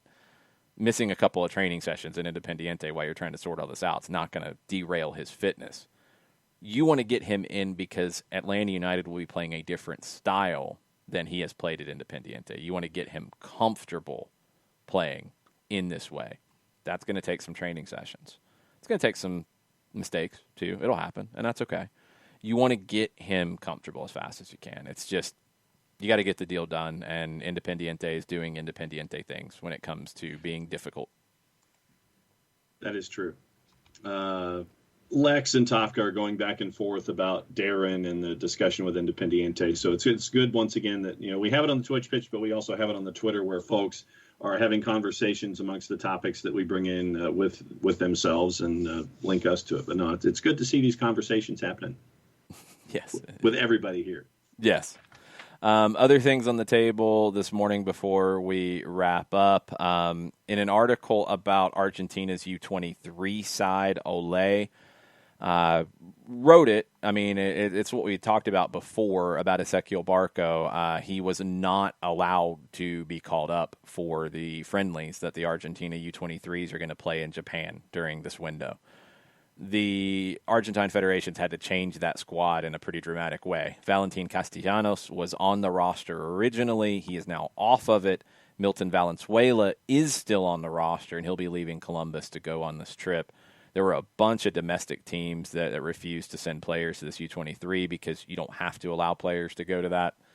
It's friendlies, it's age group stuff. It's not the senior national team playing competitive matches. So, but Ole included that Barco was not going to be allowed to make the trip, and that's why he wasn't on that initial roster. That was speculation that we had. We mentioned Victor Vazquez and the LA Galaxy. Efrain Alvarez, AS, had an article about it and had a quote from Tata Martino on this. It's been a back and forth. I think Greg Berhalter made it clear that they weren't going to put undue pressure on Alvarez to pick them. They wanted him to be able to make an informed decision and make the right decision for him. Jason Kreis had said that before as well when Alvarez declined participating in the men's Olympic qualifiers. Alvarez has been in constant communication with Tata Martino, and Martino said during an interview with an outlet in Mexico, I have a good relationship with Efrain Alvarez, and we have good conversations. He's very committed to our project. He's a very talented player, and I'm very happy to have him in the roster for the FIFA international break later this month. It will be a good time to get to know him more and see him with the rest of the guys. That is the call-up to Mexico, which doesn't cap tie him. It's friendlies that Mexico's playing. But as Berhalter said, it's kind of that opportunity for him to go and be part of it and make a more informed decision. If he's not fully committed, then no, you don't need to call him in. If he's going to be fully committed, yeah, you'd love to have him, but it's not make or break for the U.S. It's not. I mean, Alvarez needs to play consistently for the LA Galaxy this year. That's going to be the number one thing for him, no matter what, is he's got to get minutes consistently in Major League Soccer. No question. That's his first priority. The national team stuff can't distract him from that. So it looks like he's going to go with Mexico. It looks like he has a good relationship with Tata Martino. We'll see where the U.S. fits into that long term. Miami's linked to Kieran Gibbs, joining them, I think, in the summer. Former England, former Arsenal defender, another 30-plus defender from England coming into Miami. That's linked from the Daily Mirror. Okay, we'll see. We'll see what happens with this. I'm a little intrigued. I'm starting to wonder where this is going. Shawcross, I could understand in terms of leadership, in terms of off-the-field intangibles and stuff. Are you bringing in Kieran Gibbs to play significant minutes? Can he? Don't know. We'll see. On the national team stuff, this is going to get complicated very quickly as national team rosters are coming out today for a lot of different countries. France, the federation have confirmed that Ligue 1 and Ligue 2 teams have voted unanimously to block their players from leaving the European Union. So if you're called up from anybody outside the European Union, French clubs are going to block it. South American nations not playing. African nations are the ones who are going to really be affected by this. Are they playing World Cup qualifiers, or are they in AFCON qualifiers at this point? I think it's the latter, which is still not good, but it's not quite as damaging as missing World Cup qualifiers for that. But the African players playing in the French first two divisions are not going to be allowed to go to their national teams. Yeah, I think you're right. It is AFCON right now as opposed to the other. Yeah, so I think that'll help a little bit. We haven't had a chance to dig into it yet. I think Jess and I will on Written on the Pitch. The CONCACAF Women's Champions League that is being talked about. It's about time. I think everybody in CONCACAF needs to put more of an emphasis on the women's game. It can't just be the U.S. It can't just be Canada and Mexico and Costa Rica now. And the article that Jonathan Tannenwald had at the Philadelphia Inquirer, the points he made about Jamaica were the key to me. Jamaica has struggled to fund their program. They've actually shown a lack of willingness to fund their women's program. If you're going to have a Champions League on the women's side at the club level. That's going to increase the club's expenditures. But if you're going to have a Nations League on the women's side too, which is going to happen, you're going to have funding for these teams to operate all the time, not just for a tournament, not just for a camp. That's a game changer. Yeah, the U.S. and Canada and Mexico will dominate in the early going. Costa Rica will be competitive. Jamaica can be competitive. It's going to take time, but they've got to create the competitions that make these federations fund things properly. That's going to be a necessary thing here. So this is good. These are good steps. The U.S. also needs to institute a Women's Open Cup. That has to happen ASAP. More on CONCACAF before we wrap. Jamaica. Michael Antonio was not one of the 6 England-born players called up for the first time to face the U.S. You have 6 that are called up for the first time. So Jamaica is going to start to look very different. Andre Gray from Watford, Leah Moore from Reading are among that group. Antonio qualifies for Jamaica through his parents. He was not called up here. Media report had stated that he pledged his allegiance to Jamaica, but he's not part of this roster. Doesn't mean he won't be, but he's not part of this one. So we'll have to see. No, but to your point about the Tannenwald article, and we've seen Jamaica on the world stage. And one time, yeah. And so, we know the backstory about the Marley family having to invest to make sure that they could get there and have bills paid so they could actually be in the competition. And I think that that's great, but I think that when you have a nation that shows so much promise and the unwillingness from the National Federation point of view to invest in something like this, it's just the myopia for me. It's stressing and it's disappointing. And you're looking for those engines that can help, the Reggae Girls Foundation and things like that. And it's just all of these things. You see this right here in front of you, and it makes you want to do something. I just wish that Jamaica as a governing body could see something like that and go, okay, you've done this on the international stage, so why not invest in it so you can continue to have that promise and to have the successes that you've had and continue to grow on that instead of it being fits and starts on a 4-year cycle. It's not that simple, John. Like, they're not funding the men's program very well either. It's not like somebody's pocketing the money. There isn't money in a lot of cases. Now, Jamaica's had some, poor management as well. Like, that factors in. Trinidad and Tobago has been horrible with this over the years on their men's program. Right. Yeah. That happens too, but it's not like Grenada and Puerto Rico and the Dominican Republic are sitting on a bunch of money that they're choosing not to spend on the women's side. Right.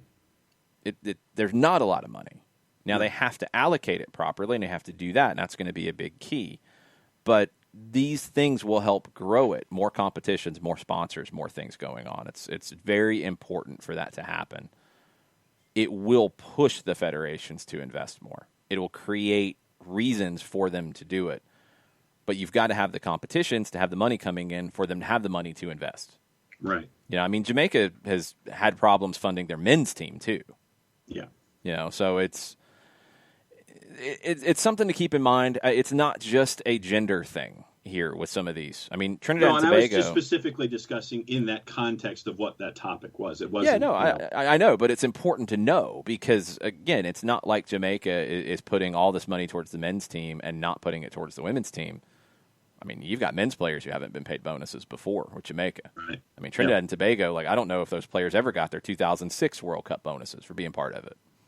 I think that was still in question when it came to Jack Warner. So, there's mismanagement that happens with all of the programs. The women's team is part of that. The women's teams in these federations are. These competitions will make it to where they can't ignore it. And that's the key, is then we can start to look, okay, well, they're committing this and they're not committing this. Now we can really start to dig into it. But until this, it's just, if they weren't playing in a competition for 3 years, they don't really have the finances to fund a program. And then you're getting the foundation coming in. But then they mismanage it when they actually do get into a competition. And it's both. That's what's hard about it, is it's not so simple. It's not like they have a bucket of gold sitting in a closet that they're not spending, and it's going into somebody's pocket all the time. Sometimes there's no money to spend, and that's a problem too. So you got to have both. You got to have the competitions, and now there won't be any excuses. The Nations League is a key one for the national teams. That'll be huge for Jamaica. The Champions League will be a huge one for the clubs, and there just won't be any more excuses, and that's the key. Final question from the Twitch pitch that came up. Will had asked about the European teams and the South American countries and how the European teams were able to try to push back and say we're not going to send our players. It's down to the quarantine caveat that FIFA allowed the clubs to have. If players were going to quarantine upon arrival or upon return in any aspect of their travel for national team duty, FIFA gave the clubs the out to deny the call-up. That was something that they did in previous windows during the pandemic. They extended it through the March window. That created too many issues for too many players going to South America. The CONMEBOL and the South American federations got out in front of that and said, we're not even going to risk it. We're not going to have these games happen. The other element with South America, and we've talked about it this week, is now a growing reluctance to allow Brazilian teams to come into other South American nations. Colombia blocked the Brazilian basketball team from coming in for competition. Colombia was supposed to host Brazil in these qualifiers coming up later this month. That was going to become an issue. It was more about the players, but CONMEBOL also had that other issue too. That's why they said, we're not dealing with this right now. We're canceling. So now it's down to the other parts, and we're seeing it in Europe. I mean, we're seeing it with the UK. We're seeing what the U.S. is going to have to do with their roster. You've got guys who won't be allowed to go play in the game in Northern Ireland. You've got Austrian players who are not going to be allowed to play in a World Cup qualifier in Scotland because of the situations within the European Union, within Europe. So it's international pandemic soccer is a really challenging thing. It's going to be a challenging thing to get all of these competitions done, to launch new competitions. There's so much more. It's craziness. Final update from Gustavo when it comes to Alan Franco. Gaston Edul is part of the Muy Independiente radio show on YouTube. He's saying that Independiente's strategy is to pressure Atlanta United at the last moment to get more money, but the deal is done. Heinze wants Franco to be in Atlanta right now. So that's about where we're all figuring this is. I mean, they have a deal. They're not going to pull the rug out from under the player at this point. They're trying to get as much money as they can. They're taking it to the last minute to say, yes, give us more, give us more. It's going to be up to what Atlanta United decides to do. If they decide to give them more, if they decide to call their bluff, we'll see. But yeah, I don't see the player staying in Independiente. I don't see any of that working out. They want to get it done as fast as possible. That's why Independiente is trying to get more money at the last minute to get it done as fast as possible. Right. Welcome to negotiations down here. Yes. So the legal aspects of the show. Yeah, and we're talking Independiente. It might not be legal. That's a whole other topic, John. We're going to end there. We'll keep you posted on anything else that comes up on Alan Franco, anything else that happens today. You got Europa League starting at 1:55 and then 4 o'clock for the second games. Gustavo says that Franco is out of the roster for this weekend, I'm assuming, Gustavo. The report from TEC this morning was about him being at the facility, but didn't want to be part of the game with Vélez this weekend. So that would make sense, Gustavo. As I wrap up, if anything else comes up, go ahead and drop it into the chat, please. Yep, so please. Yes, please. It'll be okay. We're done for the day, unless Gustavo chimes in again at the last minute. We'll be back tomorrow. For subscribers, there will be a Q&A this evening on the Discord. If you're a subscriber on Twitch and you're not part of the Discord, send us a message. We'll get you taken care of. If you are a Patreon member and you're not part of the Discord, send us a message. We'll get you taken care of. If you would like to be a subscriber on either one, twitch.tv/soccerdownhere, patreon.com/soccerdownhere. We're also selling our scarves. They are in production now. We will keep you posted on updates on production schedules and when they arrive, but they are being produced at the moment. They might be actually being stitched together at the moment. I don't know. I don't have a cam on it, so it's coming soon. They are $25 a piece, $5 for shipping. You can also pick them up at our events. Speaking of our events, we got one next Thursday in a week. Lost Druid, Avondale Estates. It will be live on site. It will be a very small crowd live on site. It is a much smaller facility, and we are being very, very strict on COVID protocols and wearing masks and all of the things you have to do if you want to be there and be part of it. If you can't be there, you're not comfortable being there, that is completely cool. We will see you on Twitch. These are going to be broadcast on Twitch. We will have giveaways for you on Twitch.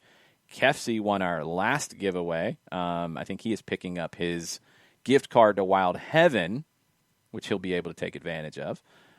We will have stuff for you from the Lost Druid. So if you can join us at the same time frame, it'll be from 6 to 8, the show. Get there early to make sure you get in. If you can't join us, then plan to join us on Twitch. You might want to run by the Lost Druid in the next week, grab some beers. That will help you in our contests and our giveaways. Gustavo is not omnipresent, he says. I disagree. I think he probably is. Really? We'll see. Gustavo, puff the red smoke when you get an update out of Independiente and let us know what's going on. We will keep you posted as best we know. Thanks for hanging out with us. Thanks again to Ben Lundgaard. Thanks again to Atlanta United for making that happen. If you haven't seen the Tyler Wolff and Jackson Conway interviews, they are on Facebook.com/929thegame. You don't have to have a Facebook account. Go to the video section. You can watch those from yesterday. Thanks for hanging out. See you tomorrow. Much plot, y'all. Much plot, y'all.